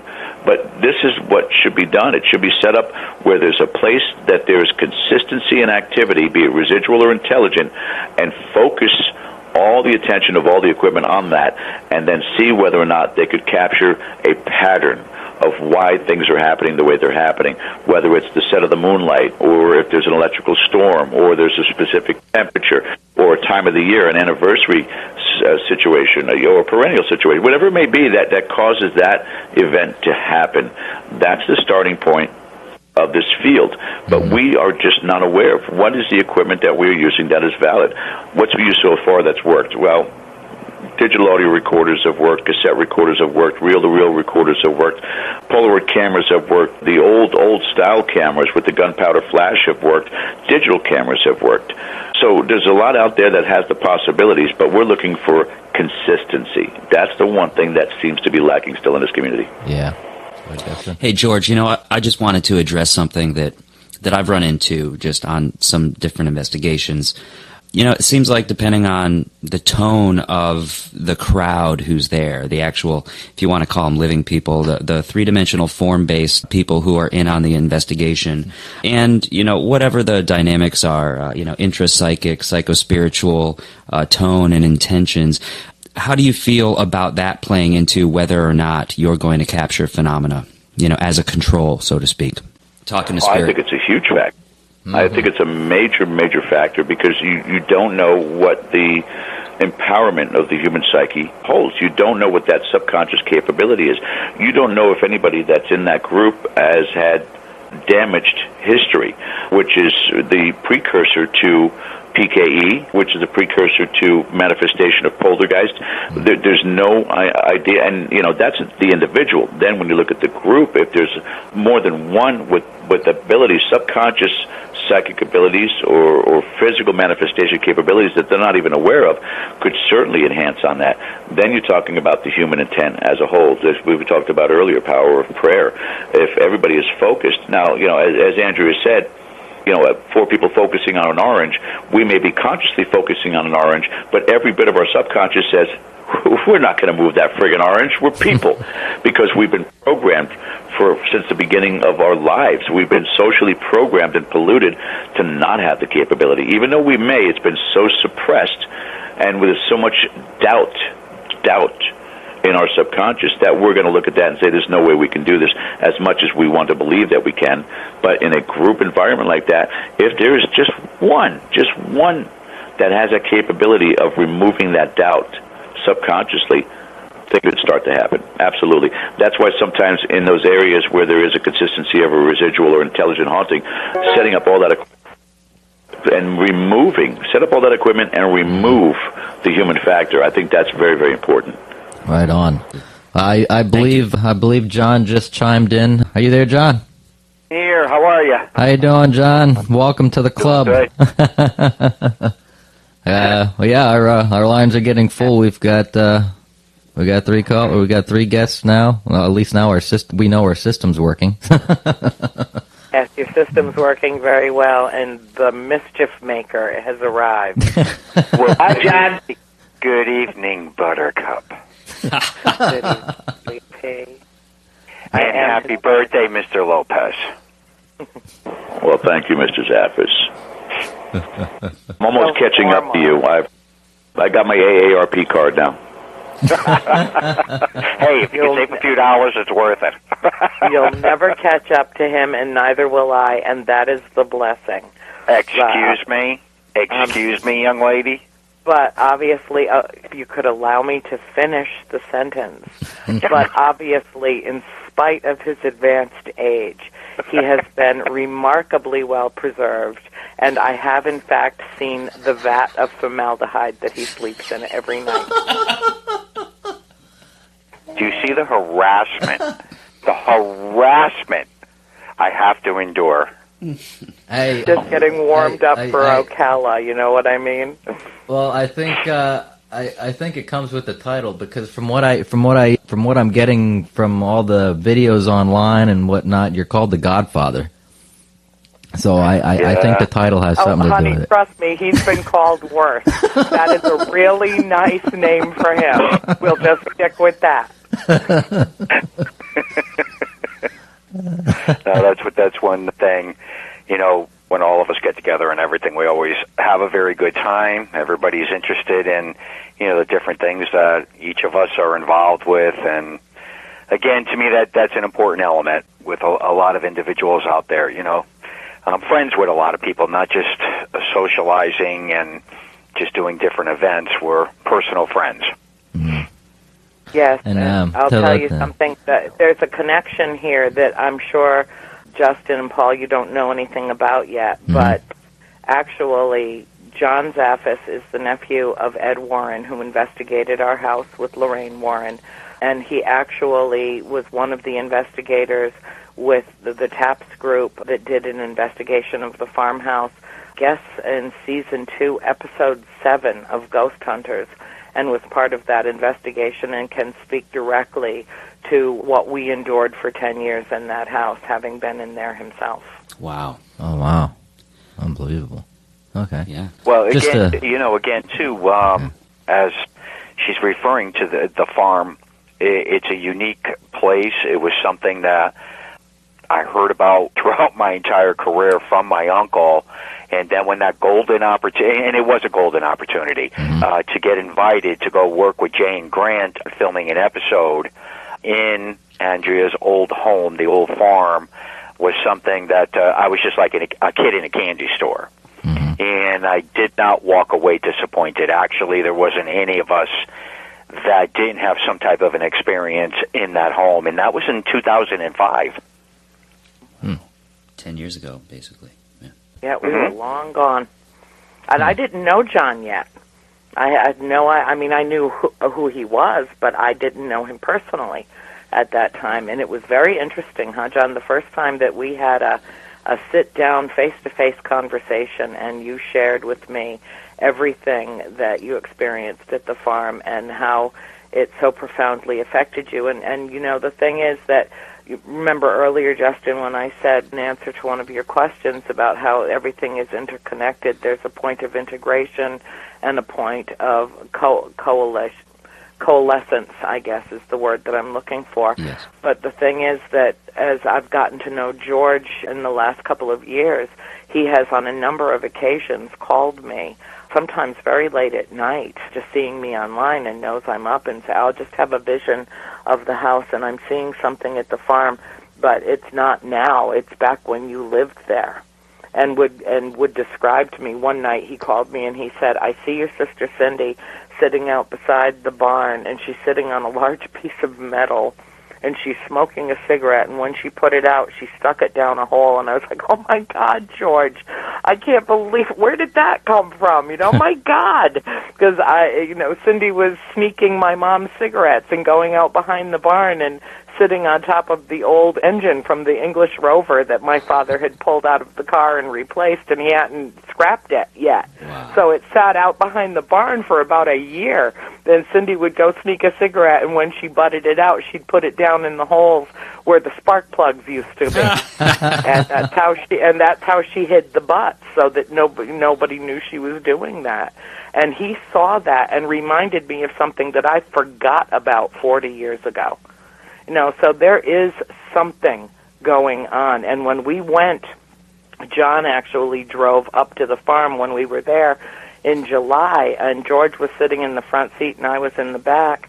And George had, and I'll let him tell you about it, had a really remarkable experience when we arrived at the farm, and I did not tell him where it was. I did not tell him that it was up around to the next corner on the right. So, George, why don't you share that little experience that we had last July when you saw the farm for the first time? Well, Andrea was in the back seat. John was driving, but unbeknownst to me, as I'm looking to the right and just trying to get a sense of something, all of a sudden, John Zaffis starts holding my hand and making circles with his index finger. It was really freaky and creepy. I don't know what that meant whatsoever.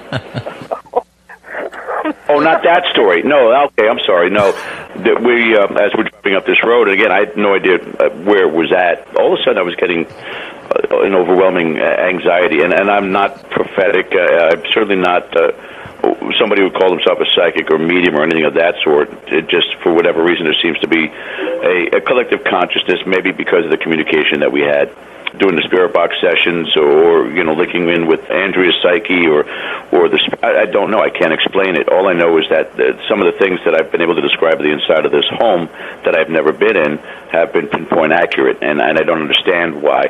But it's not the only situation this has happened, though. Working in conjunction with Amanda, I've helped other people who were friends of mine only, not clients, but just friends of my people in the paranormal field, when they thought things were going on in their home, and I could describe the inside of their home with extreme detail also. So it's really bizarre. I don't know what to call it yet, and I don't want to label it yet. But as we were all in this car together and we're driving up this road, anxiety was starting to build up in me, and an anxiousness in a sense. I was not sitting comfortably in the passenger side. I was moving around, and all I kept hearing in my head, a young boy, maybe the age of 9, in my head was, I don't want to go back there again. I don't want to go back there again. I don't want to go back there again. And as soon as we passed by the house because we didn't want to stop. We're on a road there, and of course the owners are out there now, so we don't want to look like a couple of more spectators that are just hanging out. So we just drove by slowly and kept going.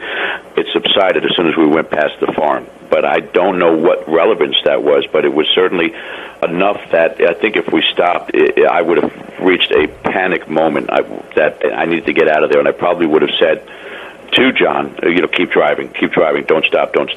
The kind of feeling that I had at that moment. I mean, that sounds like almost a channeling, of sorts. Like a channeling or a remote viewing. What, John?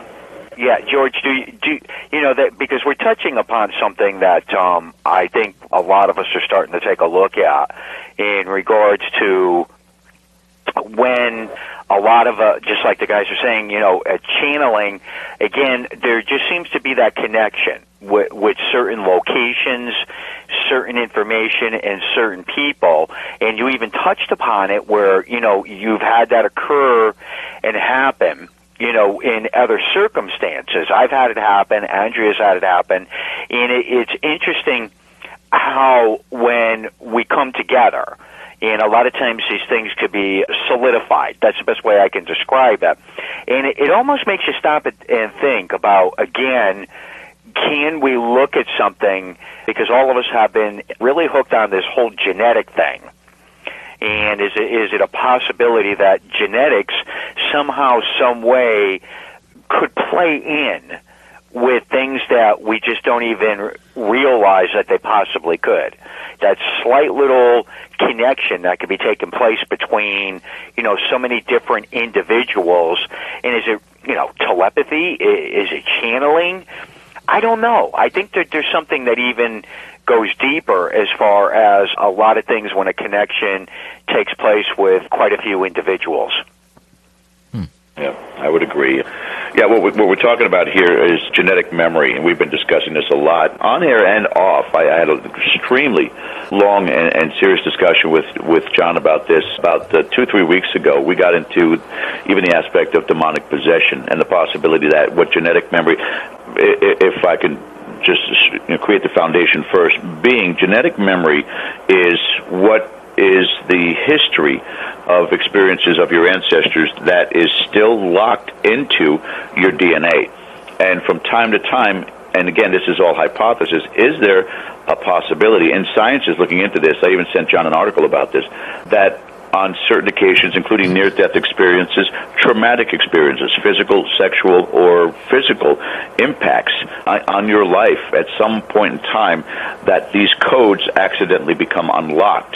Is it also a circumstance from time to time when you go to a place and you have what's called deja vu, that certain parts of that code get unlocked, and that's where the memory comes into play that I've been here before. It's happened to John on a road trip with his wife. So is there a possibility, even in that circumstance, as I approached that farm, my genetic memory, my current mind could not recognize where I was at, but my genetic memory, because maybe something ancestral had been there, that it was starting to unlock those codes, and I was starting to remember, and the panic and the stress came out of nowhere. Is that a possibility why some of us have phobias we cannot explain, because it's indicative of our genetic memory, something ancestral that is still locked in a code in us, but has not been unlocked, or we have not figured out how to unlock it at this time? Well, I'd like to share with you on that.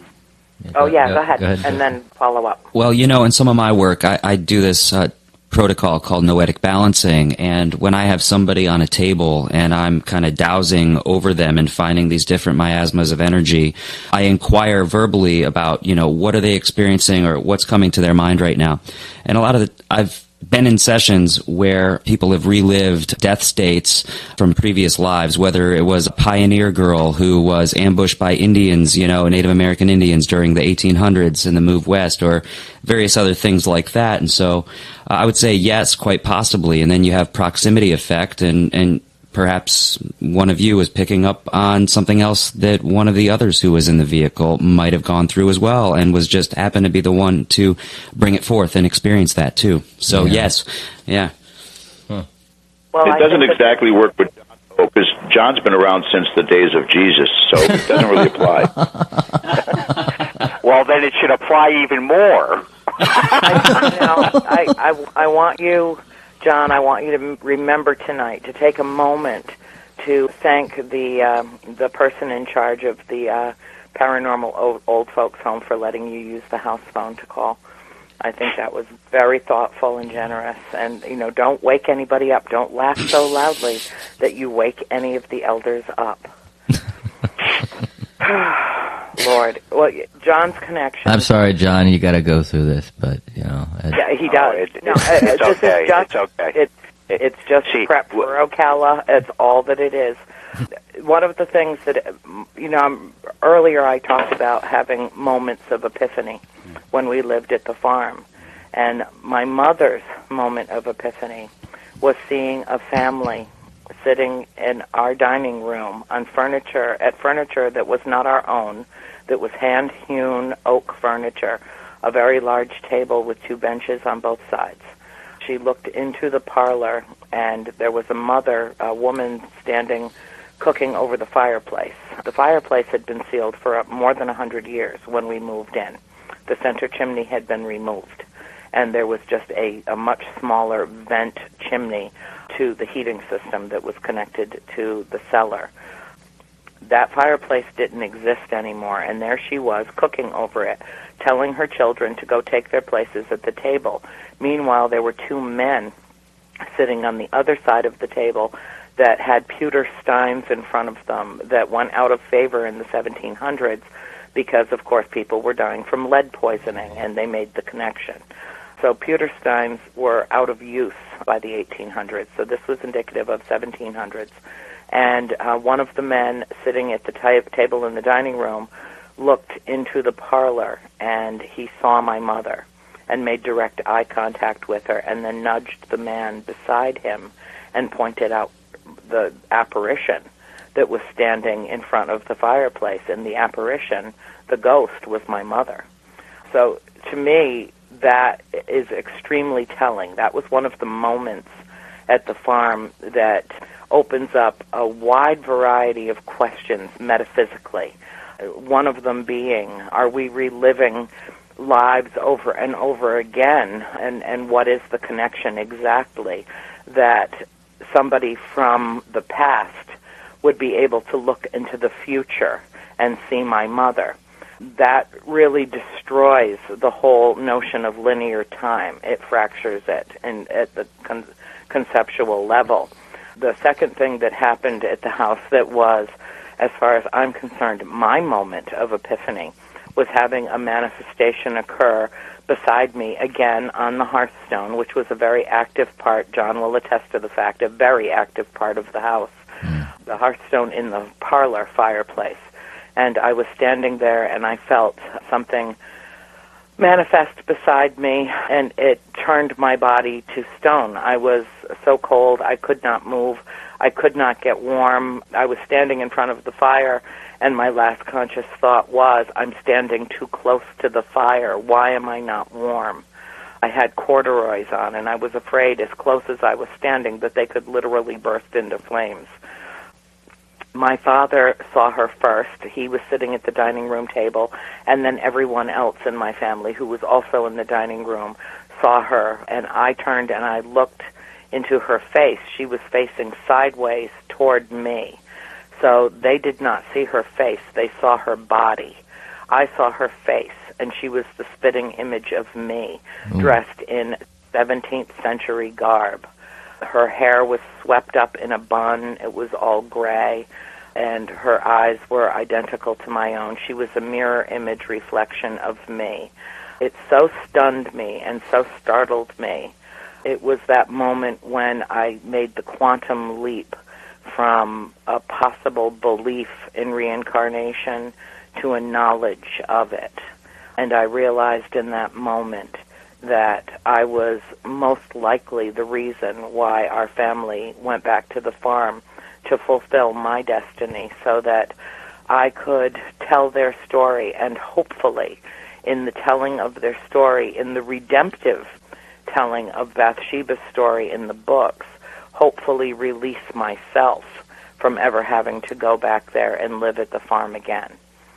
There was something that drew our family to that farm, and to have had that experience was probably the most life-altering experience that I've had this time around.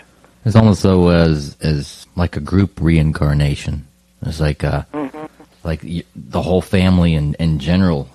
Yeah, had I wonder, experienced because my mother was so taken by this place. There was nothing that would have stopped her from securing this property. She wrote a check for $500 earnest money that she put down on the property the day she looked at it, and it virtually emptied our family bank account, and my father was out of town and had no idea what my mother had done. And interestingly, the couple that lives there now that have been there for 28 years, she did the same thing. She bought that house, secured that property before her husband even knew about it. Wow. Huh. Now the current owner, we can keep that secret, as far as names and stuff like that. But is the current owner now do they experience any activity as what you had experienced when you had lived down there? Well, one can only make assumptions based on the fact that over the decades that she's been there, she has invited numerous groups into the house to investigate. And unfortunately, after the film opened, it severed our relationship that I had treasured and held dear for so many years. It was my access to the farm. It was my access to the couple that I care very much about, and I pray for her every day. Yeah. But she did an about-face. She went from having that house, talking openly in public and on news reports and on videos and doing ghost hunters and inviting them and, doing one thing after another, went from saying, my house is haunted, come figure out what's haunting my house, to go away, no ghosts here. And I understand that because of the onslaught, the plethora of lunatic fringe youngsters that came out of the woodwork to go investigate the farm after the fact, after the film came out. But the fact is that you don't invite paranormal investigative teams to your house if there's nothing to investigate. Exactly. And the truth of the matter is that there's no going back for us now, because once trust has been breached in a friendship, that pretty much is the end of it. But I understand her point of view, but she took it too far. And what she said after the fact was that the Perron family story is a piece of fiction. And she knows that's not true. And thousands and thousands of people who lived in that town at that time knew it wasn't true. So she's kind of in a sling. And, the problem with that is, too, I am concerned. I'll be perfectly honest with you about this. I'm very concerned. You cannot live with spirits and deny them and expect that there will be no repercussions. And, I'm concerned for her well-being, and I really hope that she resolves these issues in her mind and accepts the fact that, she lives in one of the most haunted houses in America, if not the world. Yeah. That's not something that one should rightfully deny.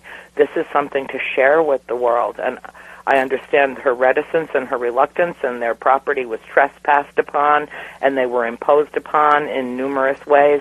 I get all of that. I understand. But she went so far as to say that I never even told her there was going to be a movie made of our story, and I have that on film, talking openly about her with it prior to them even picking up a camera. So she has contradicted herself in numerous venues. And I think that we should just leave it at that. And if she has any ghost stories to tell, I'll let her tell her own ghost stories or deny her own ghost stories as she sees fit. Yeah. And, Andrea, it's really something.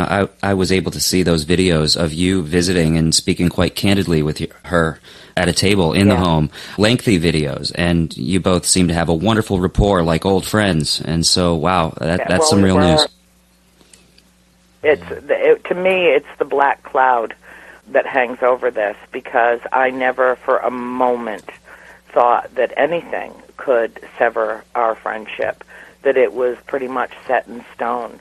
But it's not something that I can, and it's not that I'm incapable of forgiving, even though she went so far as to call my mother a liar, which I had kind of an explosive reaction to, as I recall, being on the phone with John Zaffis and in the car with George when that occurred. It was a little louder than I usually am. I was pretty upset about that at the time. But, I am capable of forgiving even that kind of an infraction, as my mother is, because my mother knows the truth, we know the truth, and many, many other people know the truth. So it's just a matter of letting it go and wishing somebody well on their own journey. And that's the only way that I can deal with this, to tell you the truth, Paul, because otherwise it's just too painful, it's just too hurtful. That was the last person in the world that I ever expected would try to undermine the telling of this story and sharing such an important, significant event with the world. Wow. Yeah. Yeah. And I can pretty much, kind of like step out of the situation, see how somebody could do that. But it as a relationship for that long, it's, people are people. That is what it is. And, it's put it in the light. Well, everybody's different. If you really think about it, it's not that hard to forgive. But there are situations in life where it is imperative not to forget. Yes. And this qualifies as one of those situations. Mm-hmm. Yeah. And before I forget, just wanted to remind our listeners who we have on tonight. Our first caller in tonight was our first featured guest, Andrea Perron. Second caller was George R. Zaffis. Jeez, we got so many people. See now, okay, yeah. There's definitely spirits in this room. I love it. I'll just talk about that. George Lopez and John Zaffis. Now I got to change my Facebook name. I know, and that's so complicated. See, I don't because on the computer here, it's just giving me the number. So if I had the names, now I know who everybody is. So, but I'm sure in a couple weeks I'll actually have a face with a name. So then it won't be hard to forget. And that's even scarier, buddy.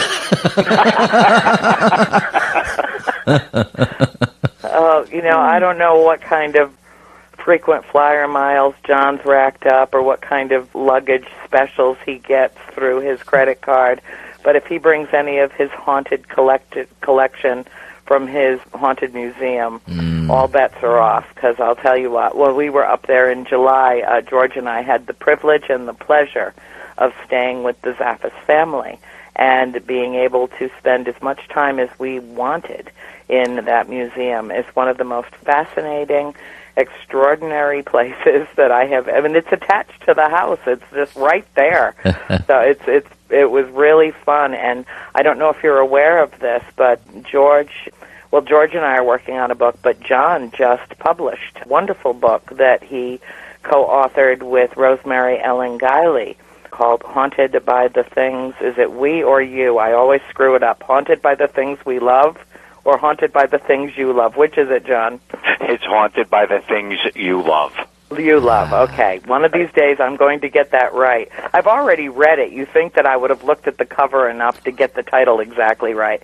But Haunted by the Things You Love is a wonderful delving into one of a series of books, delving into the stories behind the items that John has in his possession that he's been collecting for decades. And I'll tell you, honestly, as not skeptical, I don't like that word, I really don't like that word, but as curious as I was about the spirit box, not really coming down on one side or the other in terms of its effective use in terms of contact with spirits, I was equally curious about John's items, because I was not one who necessarily bought into the notion that energy could attach to objects. And having gotten to know John and delving pretty deeply into this with him over the course of the last few years, I have changed my position about that. Mm-hmm. And actually I've developed a position about that, because I was sitting on the fence, which, as you well know, can get pretty uncomfortable after a while. So I came down on the side of, yes, energy is that powerful that it can literally attach to items that have been coveted or loved or so much a part of someone's life that a part of them stays with it when they pass. So I know that you're familiar with John's work on Haunted Collector, really one of the very best of the best paranormal shows that have been out in recent years. And he has a really amazing collection of items. Go ahead, Justin. So let's talk a little bit about this, actually, about these energies and memories, everything that is attached to these near and dear objects to those maybe who have passed, and psychometry and other ways of inquiry that you've used and how that is manifested. Oh, John, did I put you to sleep, dear? Oh, I'm sorry. What? Go ahead. What? Go ahead, Justin.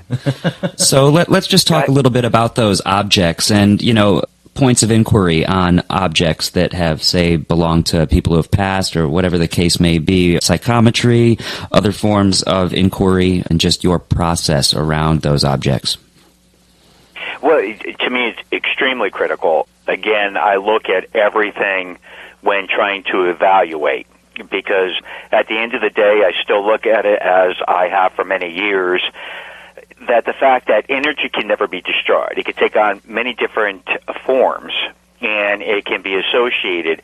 But I think the key element when we're looking and researching within the paranormal and trying to come to some type of conclusions with things, and we realize the deeper we get into it, sometimes these energies have an intelligence to it. So when trying to evaluate any item, a piece of property, or a home, as we all know, unfortunately, these particular areas cannot communicate back to us.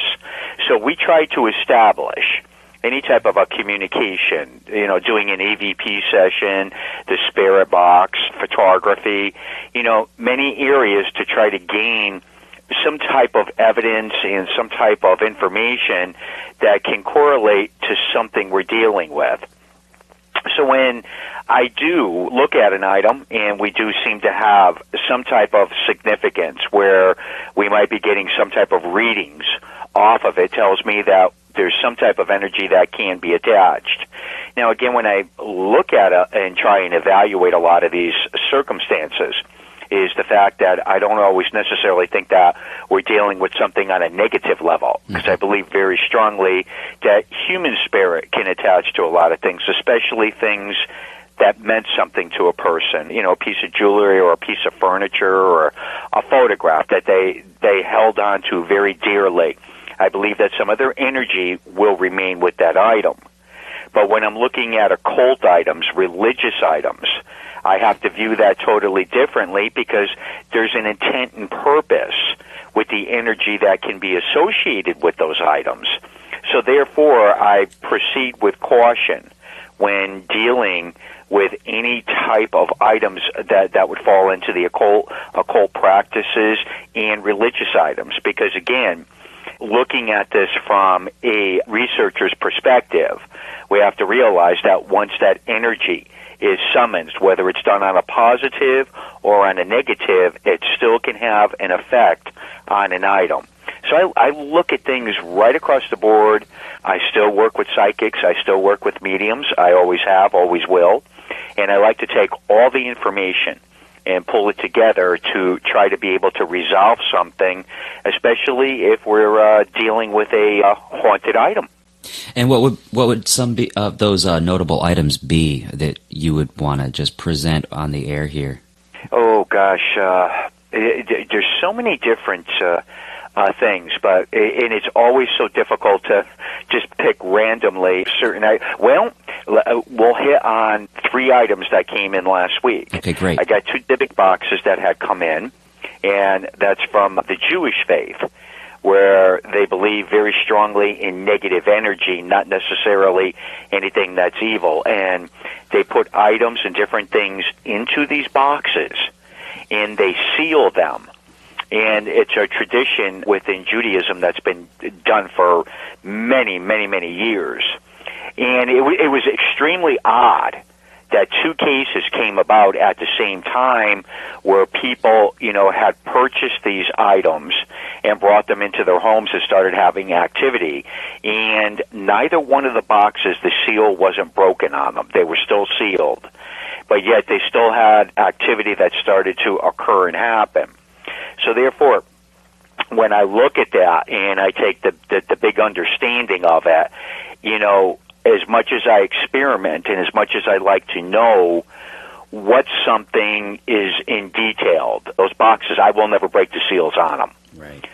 To me, again, doing research and evaluating, looking at things from a respectable point of view, or looking at something from a study, sometimes we have to use our logic in determining these things. So, when you look at the collective, when you start pulling all this together on items, you got to be very careful, because it can be a very explosive environment if you're not very cautious and very careful when you start experimenting with these things. A lot of religious items. I had a statue that was donated to a church. It's about 3 foot tall, and they started having all kinds of activity within the church, and I got called in and I was asked to remove it. And when we brought it back to the museum, we started having water spots appearing in front of it. And then as the research began and we were delving into everything, we found out that the woman was basically practicing a lot of different things. And as we know with certain practices out there, they use the religious statues and basically use it in a reverse for what people would do, as far as a Christian perspective with the saints and the different things. So therefore, again, these are items I look at and study and try to comprehend how certain things can occur and certain things happen. So there's like a lot of intentive energy depending on how many hands a particular object has been through, whether it's been with one family or several different people, depending on the people and their intentive energy. It's been passed on to it. It's basically a collective of all this spiritual energy from the living that has just been attached to it. Absolutely. Again, there's items that have been around for hundreds of years, and there's never been any issues whatsoever. And all of a sudden somebody will purchase something or they'll inherit something from, a relative, and all of a sudden they could start to have paranormal activity. Do I believe the strong possibility is there and residing with the item that you have that collective energy from hundreds of years? Absolutely. Mm-hmm. And the thing is, too, is like... So I definitely want to let the listeners know when we mean paranormal, it's not a negative, not always a negative connotation. Paranormal just means there's just an activity or a phenomenon that we have yet to explain and kind of pinpoint. So. Yes, I agree with that. So I've got a question for you, regarding these figures, items that you have in your collection. So what kind of containment do you have for these, for your own protection, so to speak, when you're not studying them, just for the listeners out there?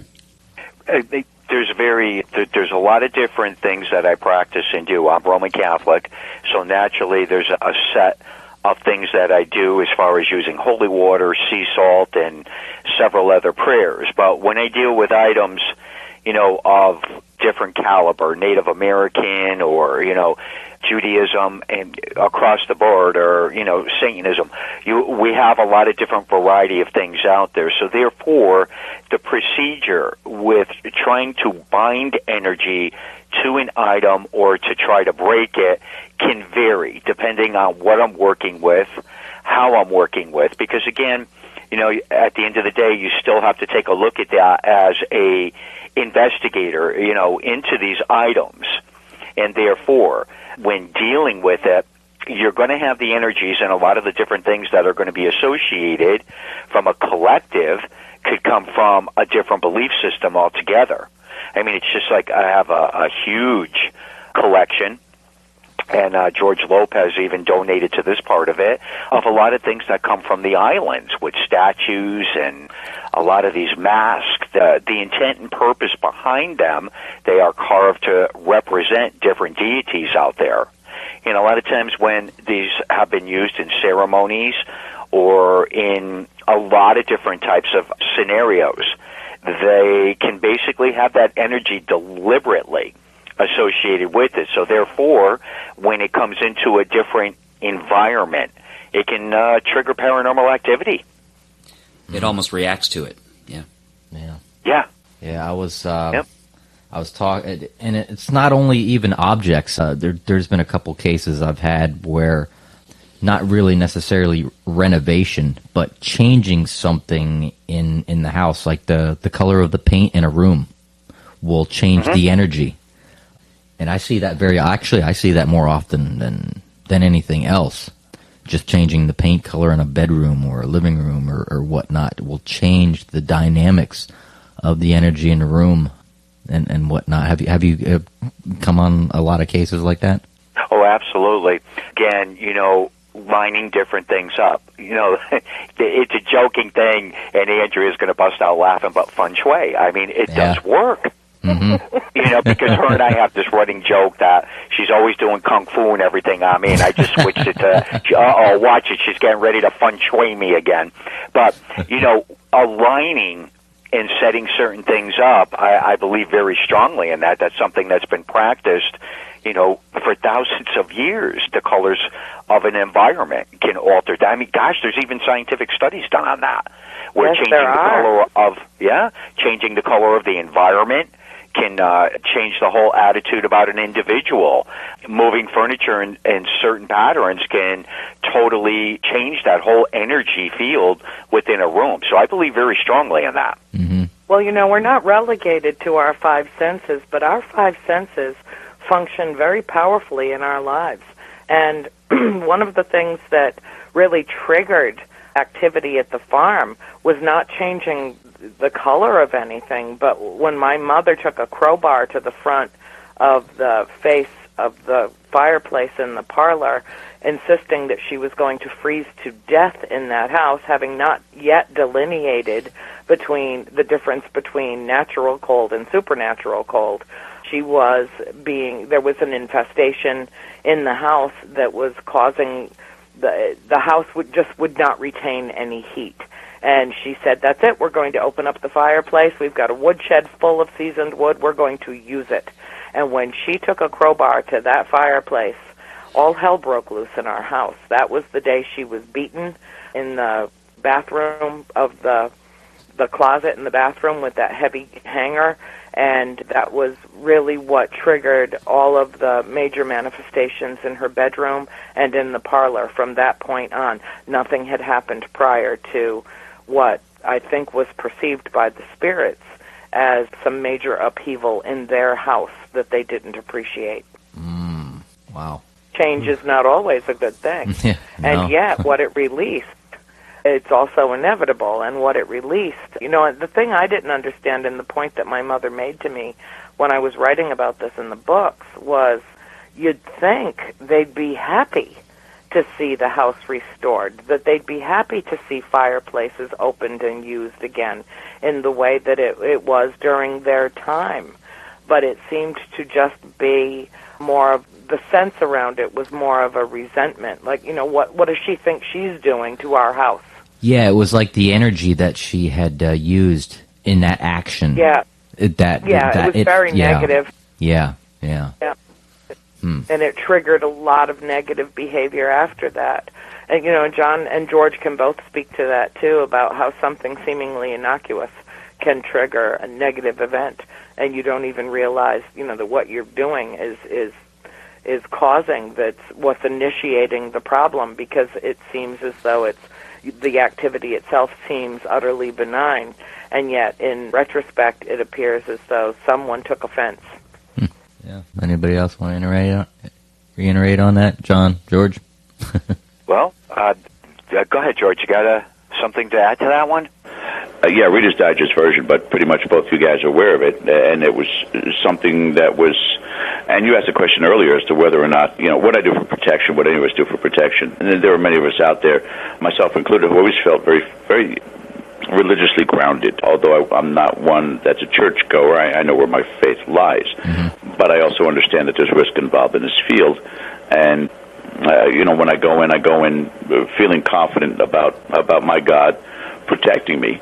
But in one particular incident, in an old Florida ghost town, that was our training facility, I made the ultimate mistake. There's a portal or something that's just not right, something that's a little askew of this plane of existence that we could not figure out what it exactly was, but we knew that it was originating from this particular closet, this portal, and I made the worst possible decision ever, and I stood in that closet with the door closed and said, "Show me where you come from. Show me where you're from."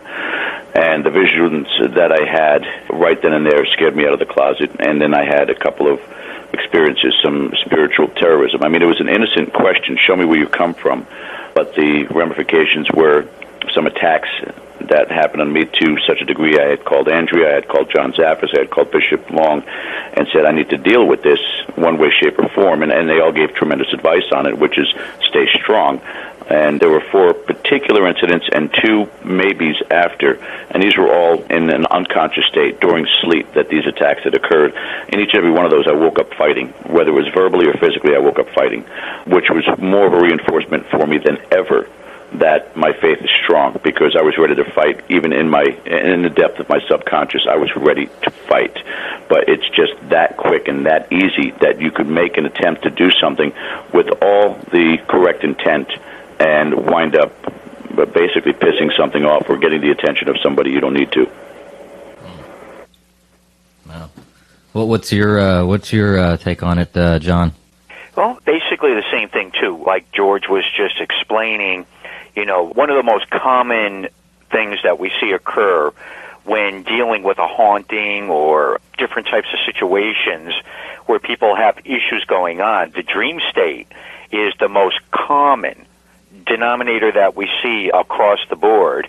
And one of the theories that I look at and apply to this is that's the most easiest and convenient way for a spirit to communicate. They will come through in the dream state because we continuously hear that. And I look at it from the factor that it takes little energy in comparison to doing a physical thing to be able to communicate that information to an individual. And I think that's part of, an interesting perspective, because I know how George thinks and how he evaluates things and looks at things.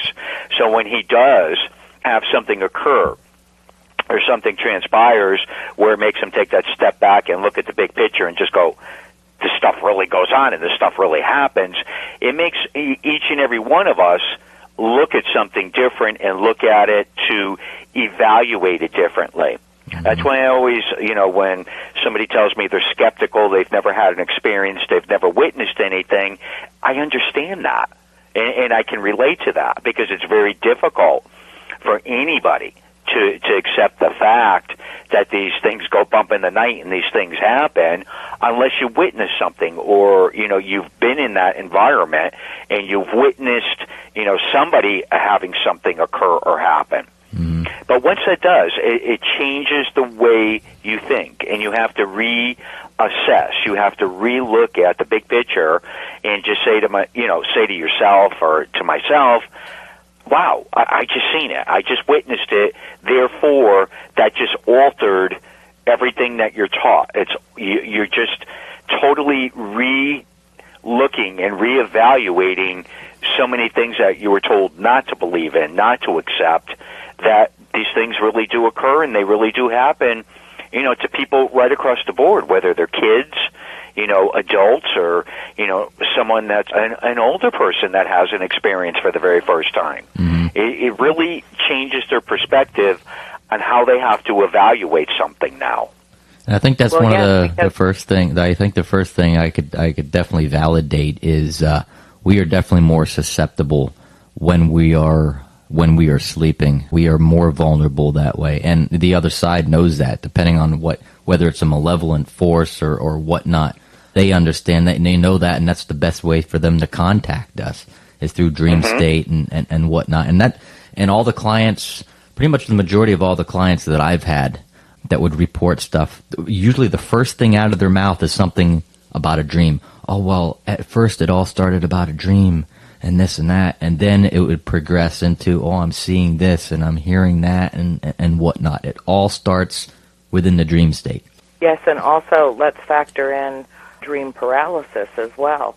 Yeah. You know, there's those in the scientific community, particularly in medicine, that say that that's a natural phenomenon, and I beg to differ because I have suffered it myself in very specific incidents where I know that I was absolutely wide awake.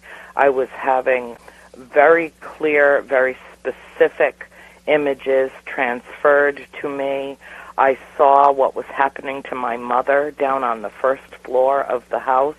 I could hear her telepathically, not physically, telepathically screaming my name for help. And I knew that I was absolutely incapable of moving a molecule of my body. I was not under control. I did not maintain control of my own body. It was being maintained for me, and it was being relegated to a motionless position for a reason. I was absolutely clear on it when it was happening, and I'm as clear as I am now. Sleep paralysis functions, and I don't know, again, as George says, we don't know. I don't know exactly what it was that stopped me from intervening on her behalf that early morning at 5:15 in the morning. But whatever it was deliberate, it was purposeful, and when what she was enduring was over, I was allowed to leave the bed. Wow. You have something to I'd like to add something to that. What I wanted to add, we got Maria coming on here in just a second, the important notion. What you are doing with the launch of this show, the official launch next Sunday, the 18th, congratulations, and what I've been laboring over the last 7.5 years, and it has been a labor of love, but it's been a labor because this is not a very easy field to convince of anything. It's a very jaded field, very separated field, and we're always just trying to move forward, be it a slow crawl at sometimes, but what's important is what we do with these shows. As an example, like I said, the events that have happened, those night terrors, or as John calls it, spiritual terrorism that I had, I wound up almost immediately, right after the holidays, because it was about a year ago, and I did a broadcast and told, not in complete detail, but everything that transpired. And the reason why is I wanted it documented, number one. If things were going to get worse, and John said it possibly could, as Andrea says, once you're touched by spirit, it never goes away. In this instance, I may be under this attack for the rest of my life. But just like terrorists, these malevolent entities have all the time in the world to work on you and try and wear you down. That's how possession eventually happens, is through that constant barrage of attacks. But I'm so grounded, again, I don't think that that's going to happen. So it's a testimony that I needed to give to our listeners and say, listen, if things start happening also to you, this is what's held them at bay. That's what's helped me to survive the attacks that they were trying on me, and some of them were vicious. I mean, vicious in my subconscious. But I needed to make sure that this was documented and given to the world. That's what we should be doing as investigators when we have experiences, is sharing that knowledge. So having you as an addition also in doing these shows is critically important, and I'm so glad that you started on and embarked on this endeavor, and I wish you the best of luck. And thank you, and I definitely appreciate your time and your work in the field and being on our program tonight. I definitely. Well, you're focusing on something that's so important. I mean, conscious radio. You're focusing on what we focus on, collective consciousness. What is this thing called mind that we all seem to share, that we all seem to tap into? And what is it that causes this eternal connection between all of us, not just across the spectrum of time, but in literally sharing space with each other, even if we're sharing cyberspace. And one of the things that George and I focus so much on in terms of our broadcast is the whole notion that thoughts are things, and that every time you throw a pebble in the pond. It creates waves and concentric circles, and these notions go out. And so for all intents and purposes, it doesn't matter if you've got, hundreds or thousands of people listening to you.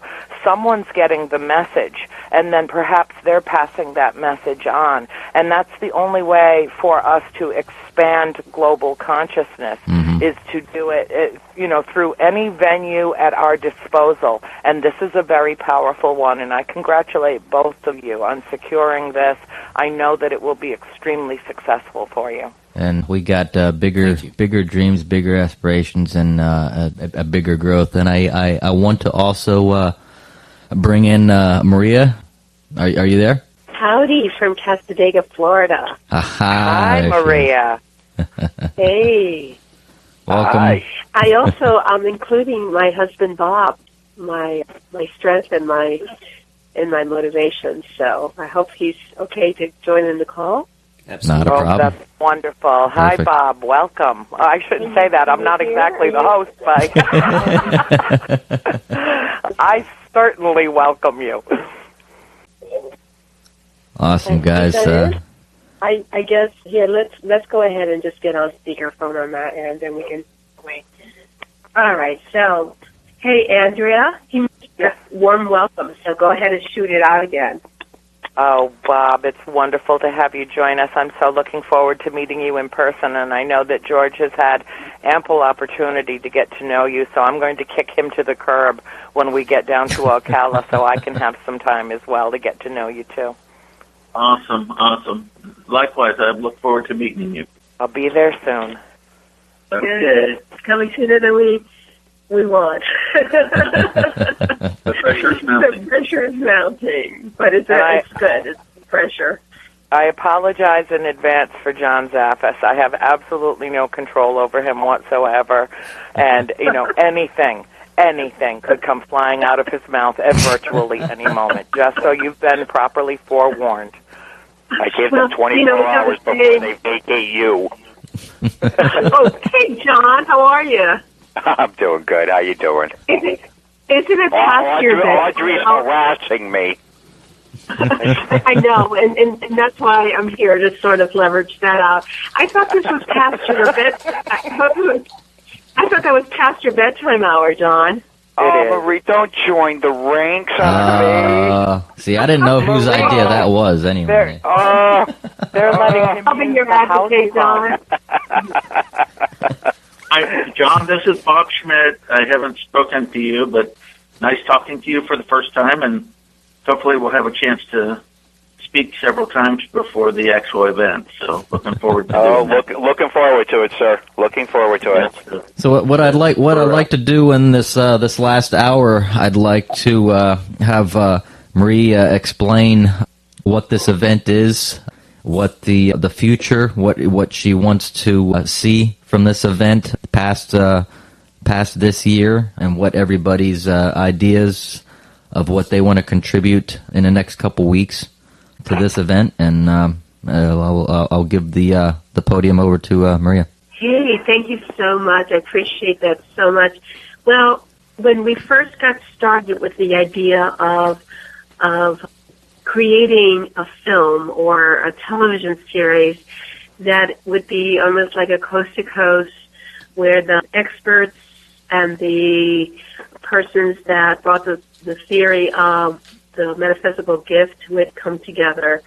And so we did that and worked on a very successful piece where we brought some good talent to discuss some of the communication with the spirit modes. And I said, well, we got to get this out there. And, if Seven Sisters rents a big old theater and just says, come on over, I don't think we'll get anybody. So I made a few phone calls, and we gathered a few extremely well-rounded and just incredible folks, amazing folks. And what's really mushroomed out of this is that the folks that are joining us are people that hold the integrity and hold the honesty and the pureness, if we can find any, in this industry or in this community. So it just became an incredibly wonderful opportunity to send our message out about what we felt were the pureness and the reality of, and I hate to call it paranormal because I don't believe it's a deviation from normal, but of the spiritual world, which exists, which we witness every day, almost every day at the Seven Sisters Inn. So we're ambassadors to that message of that purity, and I think with the collection of folks that we have there, that's why we selected specifically that name, a paranormal reality experience, because this truly is the reality of the paranormal that we experience on a daily, that most of us experience on a daily basis.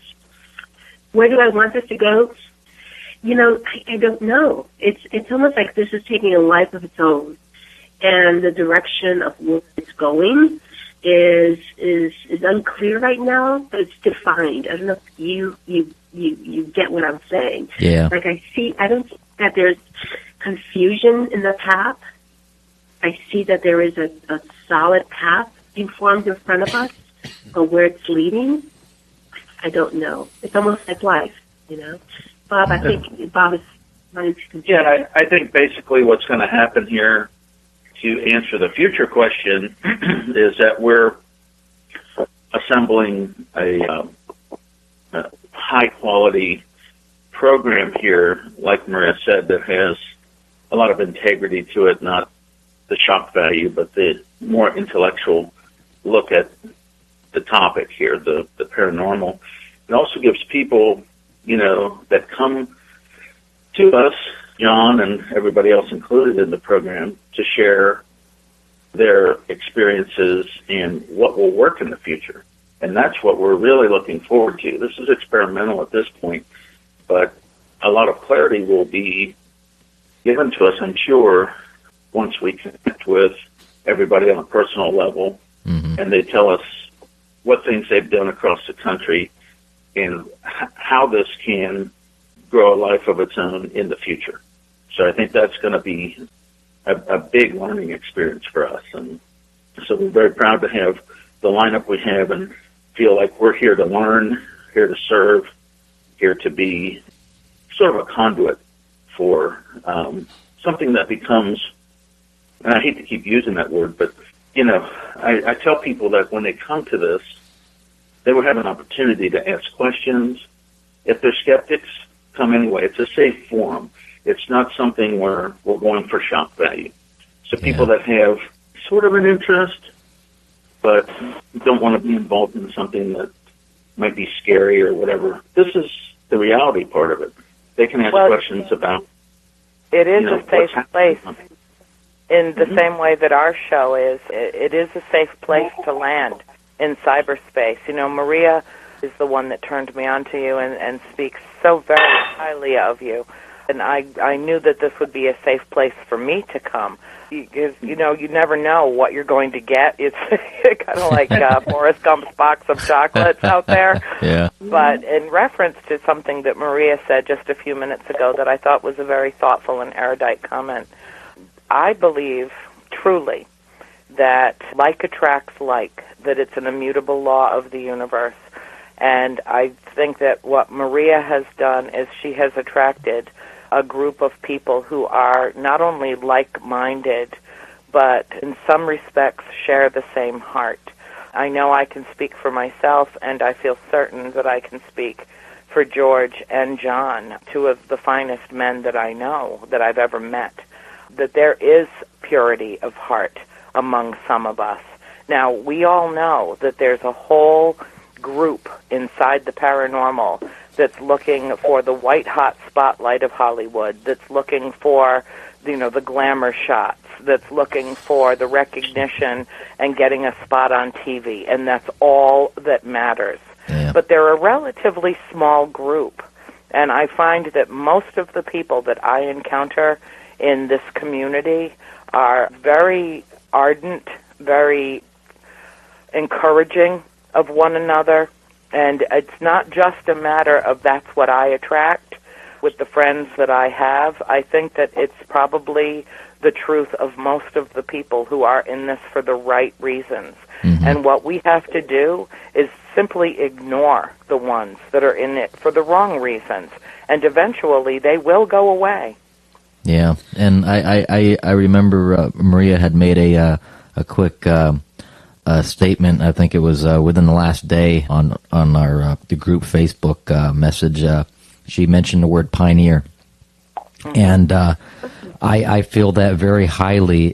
I feel we have a group of people that are pioneers into changing this field of bringing more awareness. And I think that's our job. I think, we've brought together like-hearted people and a high functionality of pioneers to change this into not an industry, but a field of higher science and understanding within the mass consciousness of what should be. And ethics as well. Yeah. Yeah, absolutely. But, here's the thing. Regardless of whatever progress we do or do not make scientifically, this field is legitimate on its own terms. Acknowledging the spirit realm is legitimate in its own respect, whether or not we ever capture anything further from this moment on. If there's never another photograph, if there's never another EVP, an audio clip of any kind, no disembodied voices, that does not null and void the existence of the spiritual realm. It is a part of our realm. It is all, otherwise none of us would be able to have any sensory experience of it at all. So the science, adding the science into it, coming to a point of integration and understanding on a higher level, I think, is aided by the science. That's your evidence. That's your proof, quote unquote. But it exists regardless of whether or not we are able to capture anything, and should be regarded as significant in its own respect. Yeah. Very Right. I don't know. I'm only going to this thing for the weekend. Is that George? George, happy birthday. Thank you, Maria. Thank you. I'm coming to this. Well, I'm only coming to this thing for the bacon, so you know. Yeah, well, we know. I heard Maria's an excellent cook. I'm coming for the brunch for sure. Oh no, it's Bob. Andrea, I have to correct you there. It's my Bob. He is the breakfast master, and I don't want to take that title away from him. Okay, well, I will be sure to fawn all over him when we get there. I want to know whose recipe was that of the pumpkin soup this past Halloween? Who made that? That was Maria's. Okay. Wow, I'm coming back for that. I do want George to know that we don't consider bacon a breakfast food. That's a 24-hour-a-day food. So, George, we'll have it for you around the clock, bud, okay?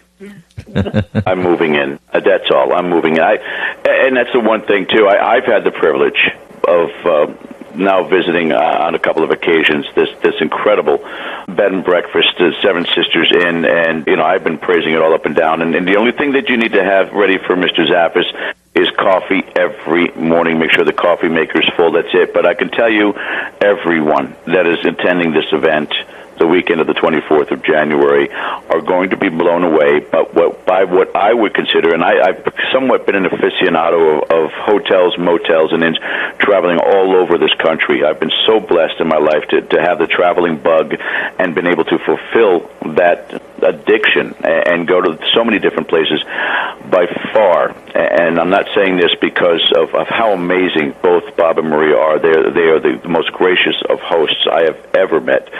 This is a 5-star bed and breakfast. This is an amazing place, and I think that everyone that goes to this event, whether it's guests, whether it's celebrity, whether it's just somebody coming in to get an autograph, are just going to be absolutely blown away by this incredible location. Seven Sisters Inn is one of my favorite places on the planet, bar none. And I definitely vouch for that. 5 stars.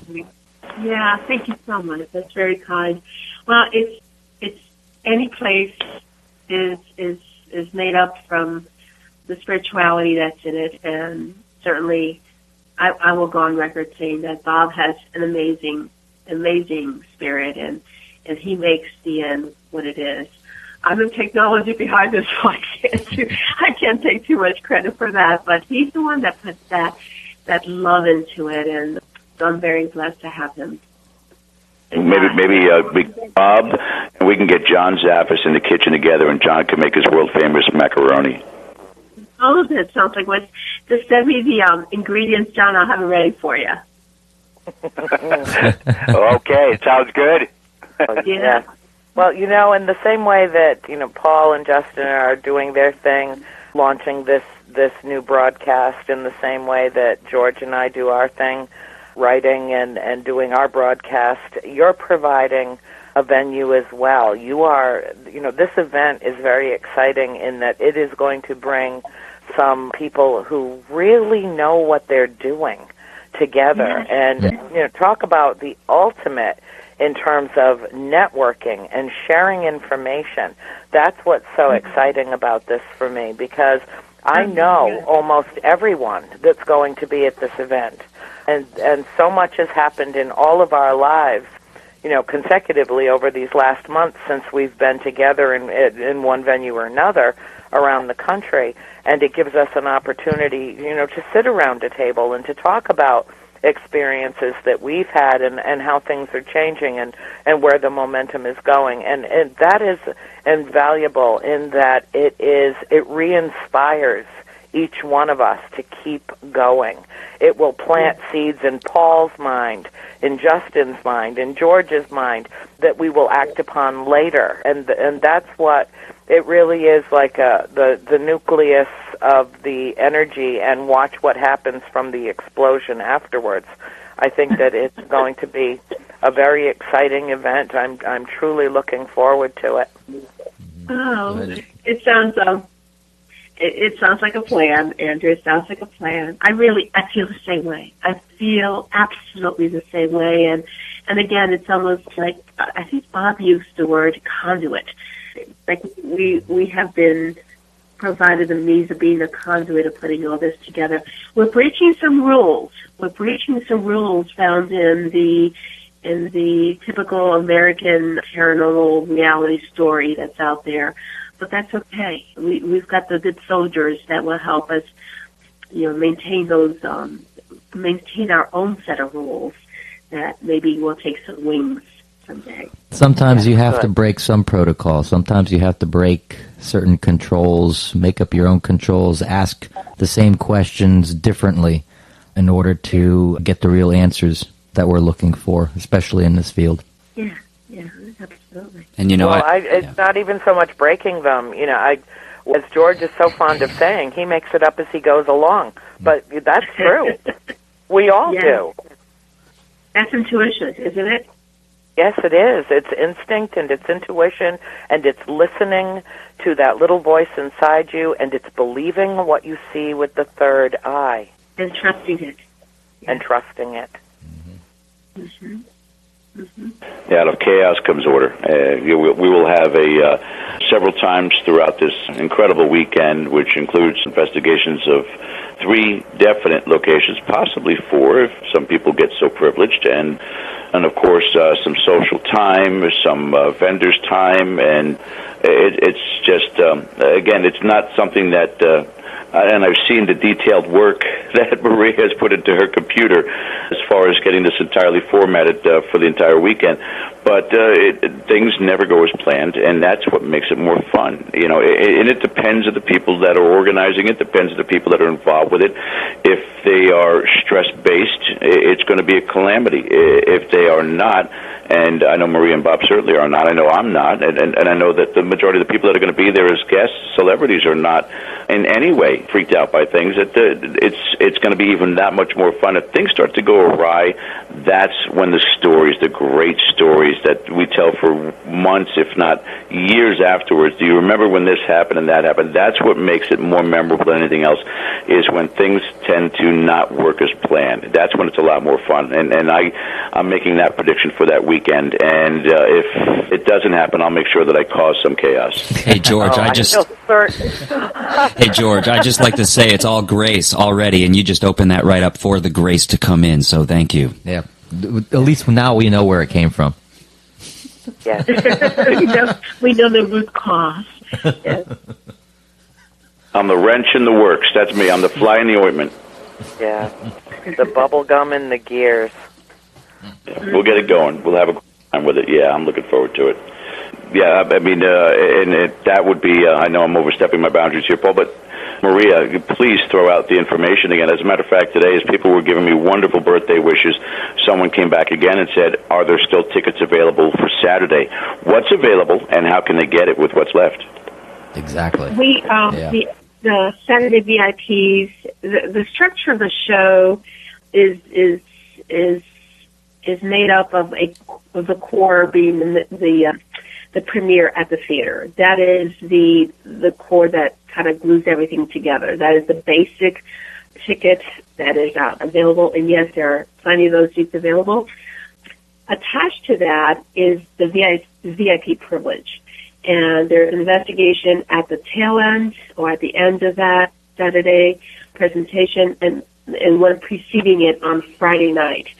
So attendees that want to do the VIP, which is a complete package of the premiere showing at the Marion Theater, plus the kickoff VIP party, plus the vendor show, and obviously the investigation of the three buildings, plus some.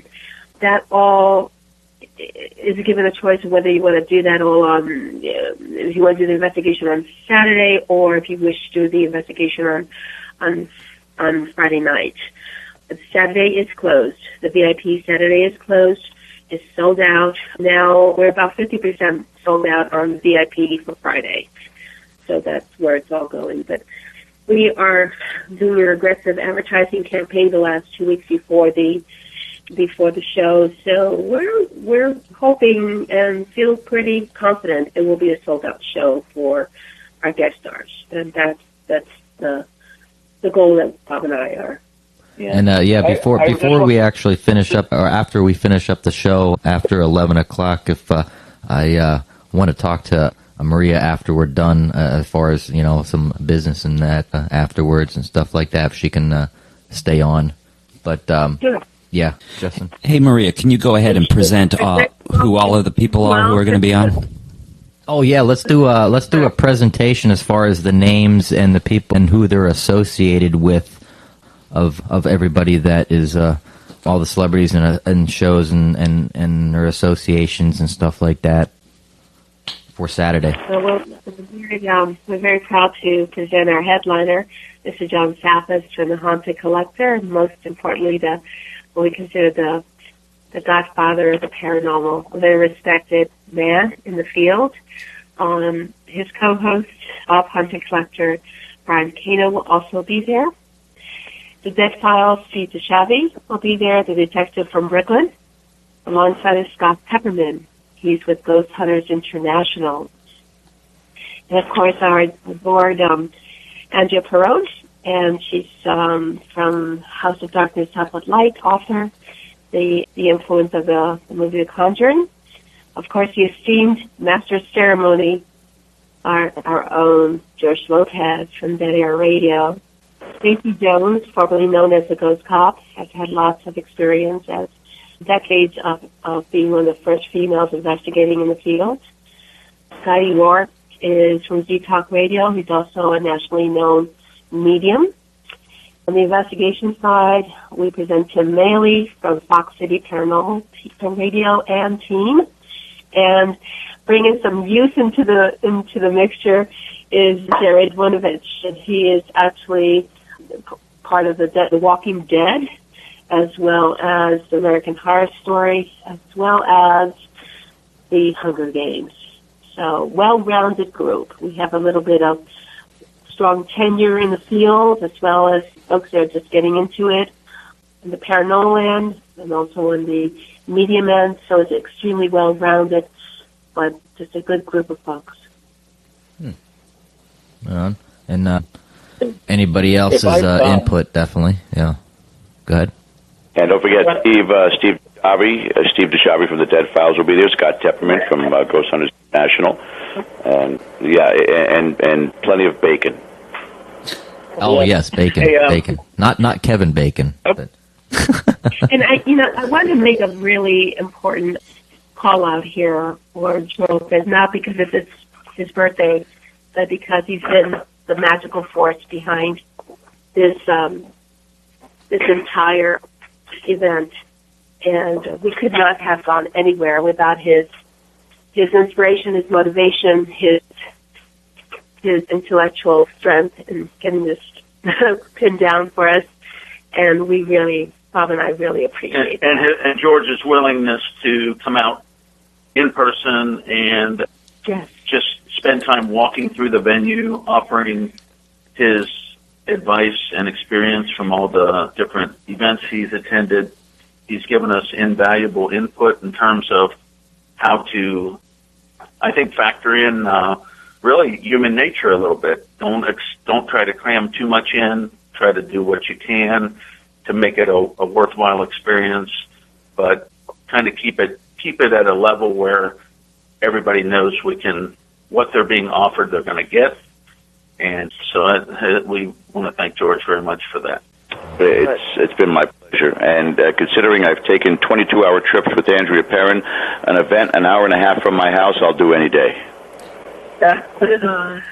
Wait a minute. I'm not sure I appreciate the tone of that comment. I really don't. It seems to me one should be as pleasurable as the other. Absolutely. Should I chime in on that one?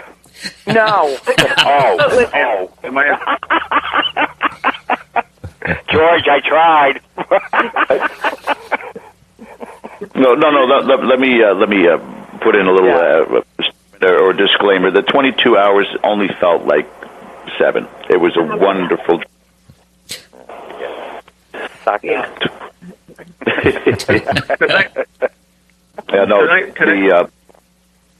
Go ahead. I wanted to just take a minute and maybe explain a little bit. There's a little confusion about the Friday and Saturday investigation, and I just want to take a moment to explain that to listeners that might be considering coming. Mm-hmm. If you buy a VIP ticket and it's on Friday night, it's basically a 2-night event for you. You come in, only thing we're doing on Friday evening is an investigation with the group that we just mentioned in the buildings that we have available to do them in. Then you come back the next day, and the vendor show starts at 4 at the Marion Theater, so you've got all day to rest up and come in. If you've done the VIP investigation on Friday, when the show ends at the theater on Saturday evening, your participation has basically been completed. It's a new group coming over for the Saturday. The Saturday's the one that is sold out. Everybody there is going to be coming, we assume, at 4 for the vendor, the VIP party, the thing at the show, at the theater, and the investigation that night. One of the things we're stressing to local people that we talk to is that, yes, you're going to give up a Friday and a Saturday night to do this, but it's going to be a different experience. You've got all these stars coming in. They're going to be freshly there. They're not going to have a full day behind them. Freshly. Okay. And they're going to be ready to investigate on Friday night. Not that you won't be on Saturday, but it's going to be a little different feel because that's what's happening Friday alone. So it's not that VIPs will get any less or any more if they do it on Friday or Saturday. It's just going to be a little different because they're coming only for the investigation Friday and then everything up through the end of the show on Saturday. And then when we come back Saturday, people have to remember, of course, they're all sold out, but they're going to be there much later because after the show ends at 10 at the theater, then we start the investigations later. On Friday, we start the investigations earlier in the evening. And So that starts at 8:30. So some people are a little confused on what the VIP means. It's just what I just said here, and hopefully that's clear. Clear as mud. And people can find the venue, and the venue can be found on the website, correct? I want to go back to that statement about that the stars and the experts are coming in freshly. Yeah, especially George. He's fresh. Or John, I hope. Yeah, no, what I want to chime in, what's an important selling point here, and it is a selling point because, again, this is an event. People are paying good money to come and have this opportunity. And for those that have been sitting there going, wow, I really wanted the tickets for Saturday, now they're sold out, and now it's going to be a 2-day event. Here's the neat thing. Here's the one thing, especially those of you who are either amateur or seasoned investigators, and this is a great location. These are 3 historical buildings, 50 feet, 75 feet from each other. So the rotation is very, very fast, too, which is neat. But if you're doing the Friday night investigation, and Saturday night prior to the theater event is a wonderful meet and greet, and I want Maria and Bob to go ahead and give a promotion out to that location. But there's going to be vendors tables and then a meet and greet, VIP meet and greet. If you've done the Friday night investigation and you've taken that Saturday to review and have caught some tremendous evidence, not only can you share it with the celebrities at the meet and greet, but it's evidence for us to use for the second investigation that night. You've now contributed to a great part of this paranormal community. That's the important part of that Friday night event. And Bob, what is the location across from the theater that we're having the meet and greet at, sir? Well, the nice thing is, just like you said about the homes that are being investigated, which includes Seven Sisters Inn, the building next door, which is the original Seven Sisters Inn, in close proximity to each other. The theater is directly across the street. I mean directly across the street from a very nice venue there. It is known as Maverick's Pub. It is a sizable place where we can comfortably fit our vendor location. And then the other room that only the VIPs have access to mingle with everybody that's being a part of the show, is directly across the street. So once you're parked, everything becomes very, very simple. The venue, we will have food and drink, and it will just be a great way, we hope, to casually mingle, discuss things. And George, you brought up a great point. For people that buy the VIP tickets for Friday, I mean, from our vantage point, of course, we have the luxury of being right there. We don't have to travel, but I think Friday would be a great night to investigate without all the other things going on, and just have the investigation. And like you said, to bring that information over and be part of only a few that get to do this with the stars. So the venue, again, is known as Mavericks. It will be a very nice arrangement that we have set up so everybody can be casual and mingle and actually talk. It's not a place that's going to be playing loud music. We're going to have everything arranged with the owner of that place. He knows what type of event it is, and he's being very, very cooperative with us being able to set up the way that we think will allow everybody to have the best experience. Sound good? That's awesome. Good job. Hey, that sounds great, especially on a Friday night, And think about Friday night instead of a Saturday night. You get to be the first one in there. It's probably going to be a little bit more low-key. The energy is definitely going to be different than after the show. So I'd encourage everybody to get out there Friday night while they can. So, yeah, it sounds great. Yeah. We've got about not quite half of the VIPs sold on Friday. We're limiting, obviously, the number so that we can have smaller groups rotating between the buildings. We're going to have... That's a very important component, that we're limiting the size of the groups as they rotate into the 3 buildings from 10 to 12 people. That means at any given point, when a group that is being led by a medium, an actual medium, these are very seasoned mediums and very tested mediums, as a team leader, she'll take her group of 10 to 12 people into this large structure. So there's going to be a lot of intimacy, and I think that's a really important part of our event. It is intimate. It's small. It's, even though we have 300 people at the Marriott Theater, but the actual investigations are organized so that you can have a very personal, a very intimate experience with the investigation process, as well as the stars and experts that are contributing. So that's, Ocala is a small town, and everything around Ocala is non-stressful, and everything's close with each other. So you're going to feel a good sense of closeness, of intimacy, of direct relationship with the experience that we hope to offer our attendees.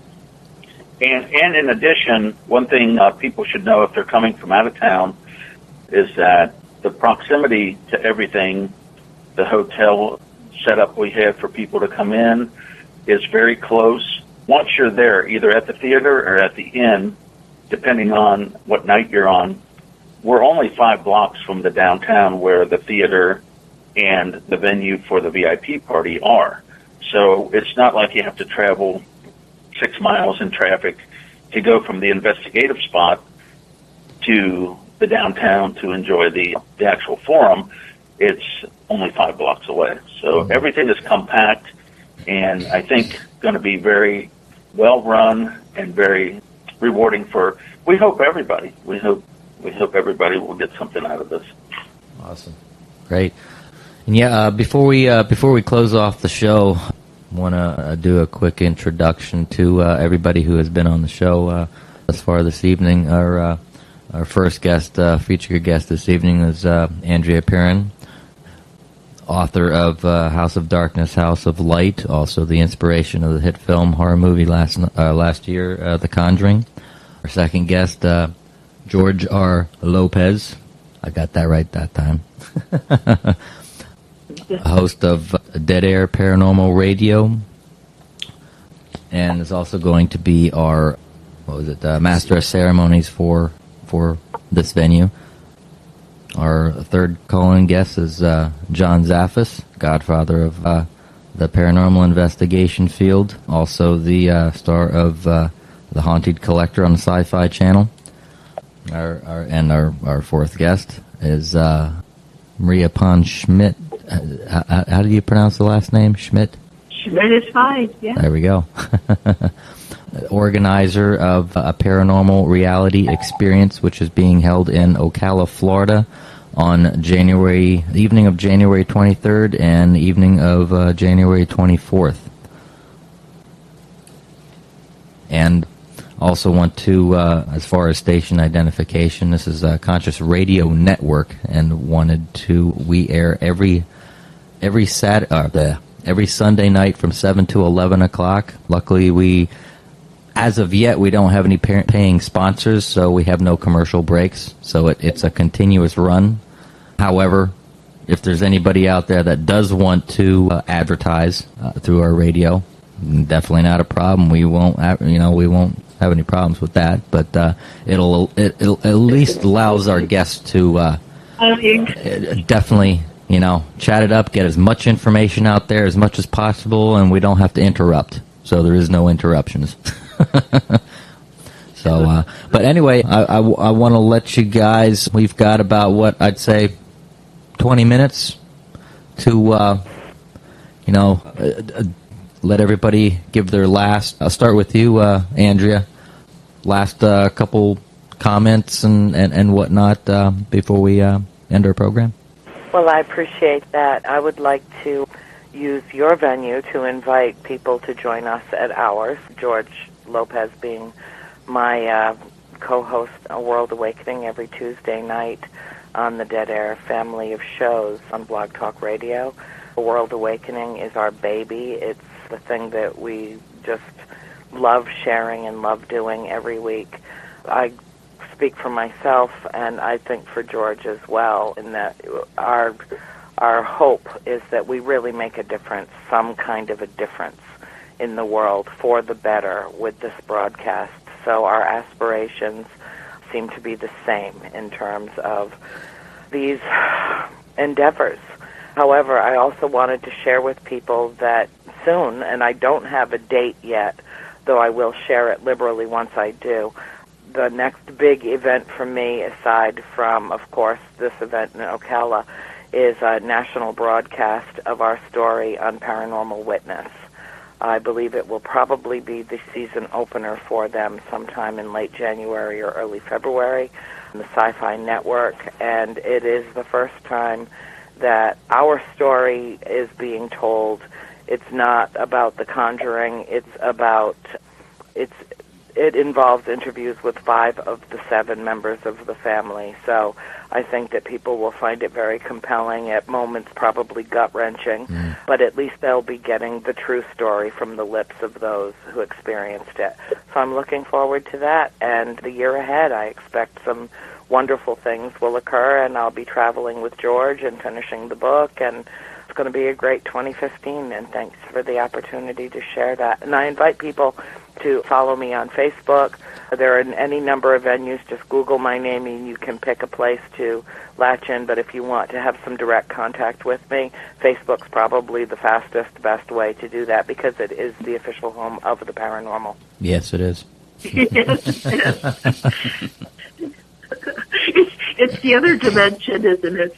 It is. It certainly is. Yeah. George, what are your last comments? I only just recently discovered that professional wrestling was fake, and it's a new dynamic in my life now, that things have been a facade for too long, and I need to wake up. No, I just...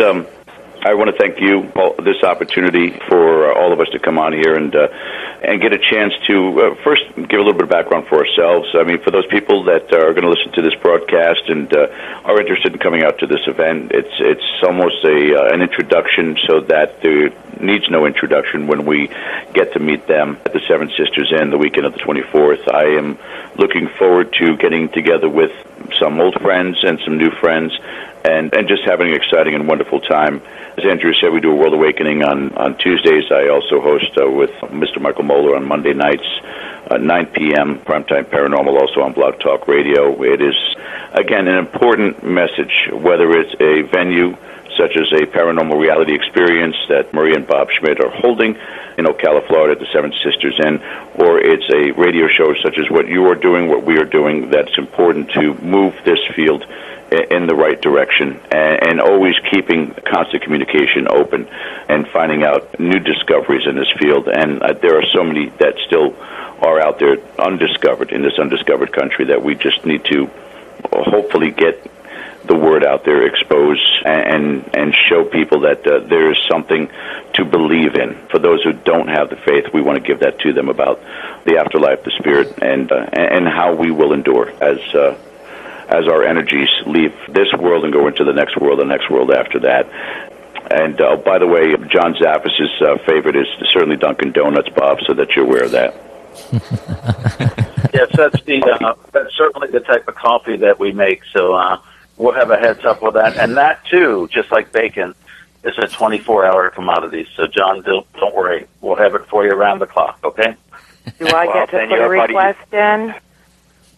Do I get to put a request in? Yes, Because of course. I'm all on board with the Dunkin' Donuts, and John will drink it at any temperature, and it doesn't seem to matter what gets poured into it. But I have a particular penchant for Coffee Mate hazelnut creamer, not the low-fat kind, because that seems counterproductive. Of course not. Okay. We try to do that. Now you're being a diva. Don't even get me going, Lopez. Don't even. Yeah. Well, Andrea, we don't serve anything low fat, so just don't worry about it. Thank you, because Bacon Boy seems to be getting on my last nerve right now. Yeah, and I make some pretty impressive stovetop espresso too, if that helps you too. Oh, sweet, yeah. We'll work that all out. Okay. All right. So what's John got up his sleeve? Yeah, John, are you still awake? Well, I'm basically looking forward to this. I've heard about the Seven Sister Inn for many years. I'm looking forward to meeting everybody. Again, the group that is going down, everybody that will be there. You know, we all like to intermingle with everybody, socialize, and share a lot of information, and I am just definitely looking so forward to it and, you know, meeting everybody. I think it's going to be a great time. And if somebody comes and they don't have a good time, it's their own fault. Exactly. There you go. Wrong place, wrong time. Yeah. The only concern I have here, and I can't understand this, Maria, Bob, every single one of the rooms in the inn are themed. You have the Cairo room, you have the Beijing room, you have the Paris room. How in the hell did Zappos get the dungeon? We were leaving that as a surprise now, and we just ruined it. Oh, I'm sorry. You blew it, George. You blew it. George, we'll put the dehumidifier in there in the dungeon. It won't be too awful. Party's in the dungeon. John, you're going to have to bring that that possessed bondage suit you've got. Yeah. Oh, yeah. Bring that, John. Next topic, guys. That right there just reminded me of that scene from Monty Python's Meaning of Life, that dungeon scene. This reminded me of The Princess Bride. We'll slide his bacon under the door. Yeah. And his Dunkin' Donuts coffee. Yeah, but if the dungeon is used for torture, then what you do is you slide the bacon under the door and you put it approximately 1 inch away from George's mouth, but he's bound. Oh, George. Poor George, on his birthday.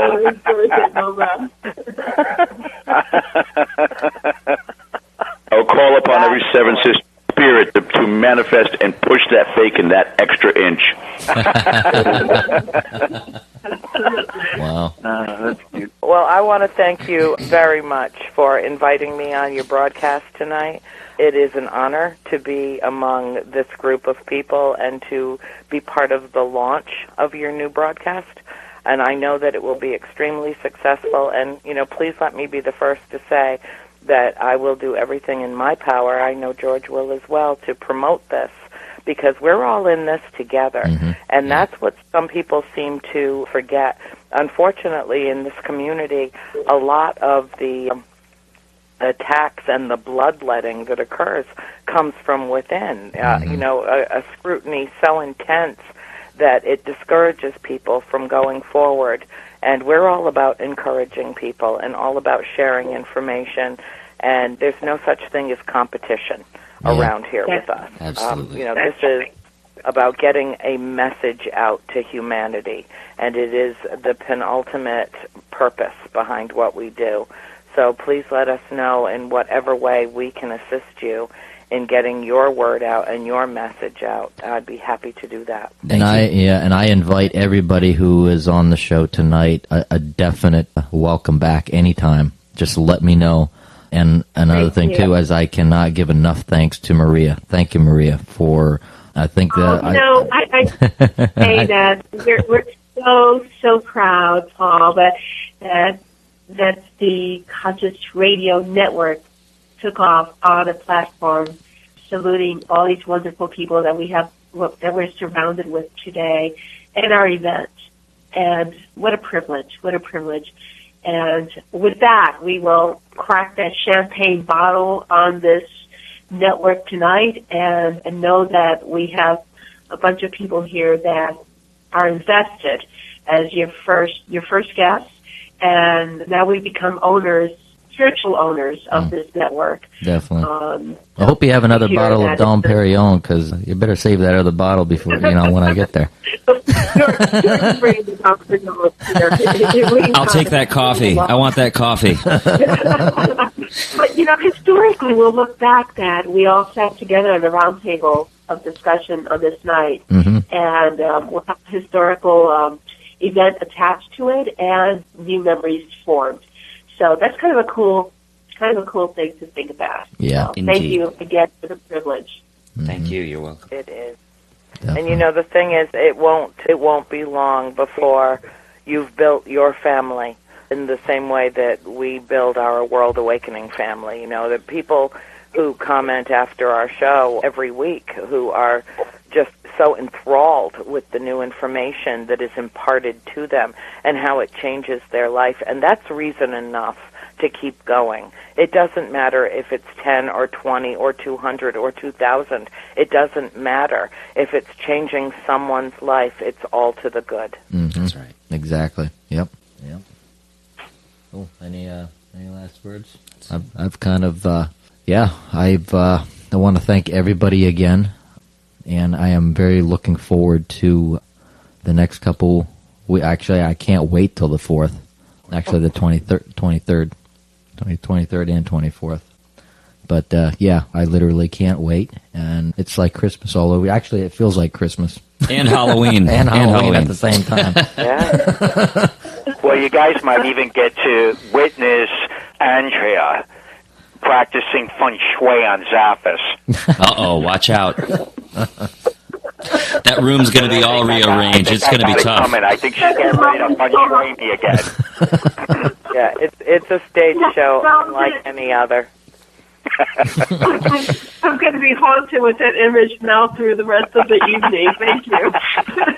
There's going to be furniture from the ceiling, Maria, there's a lot to be said for brainwashing. There are images that need to be washed out of our brains. Yes. Probably will.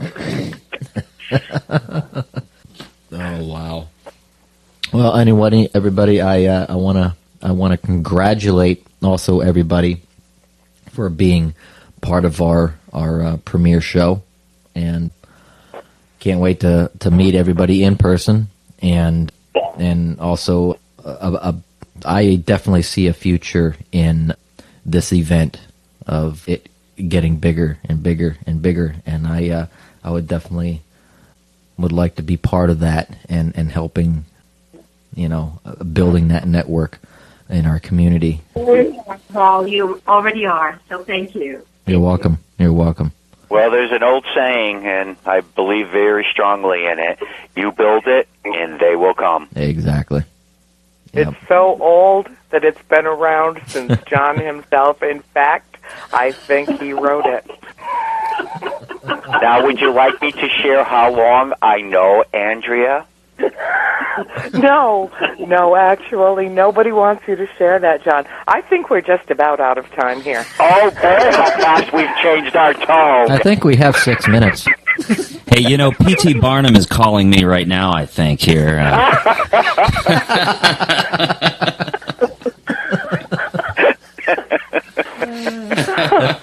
John took us to his grave when we were in Connecticut. So, yes, it's entirely conceivable that he is on the air with us right now. That's right. Yeah. Unbelievable. Is there? Zappos built the pyramids. Oh, boy, I wish I did. No, Zappos watched the aliens build the pyramids. That's different. He sat there and applauded. Man. Well, I'll let everybody go, and I just wanted to thank everybody again for the last time until we meet again in a couple weeks. Live long and prosper. And this is Paul Mekas, host of Conscious Radio Network and co-host Justin Wassel. Thank you everybody again, and we will see you next week, next Sunday from 7 till 11 p.m. on Conscious Radio Network. Thank you.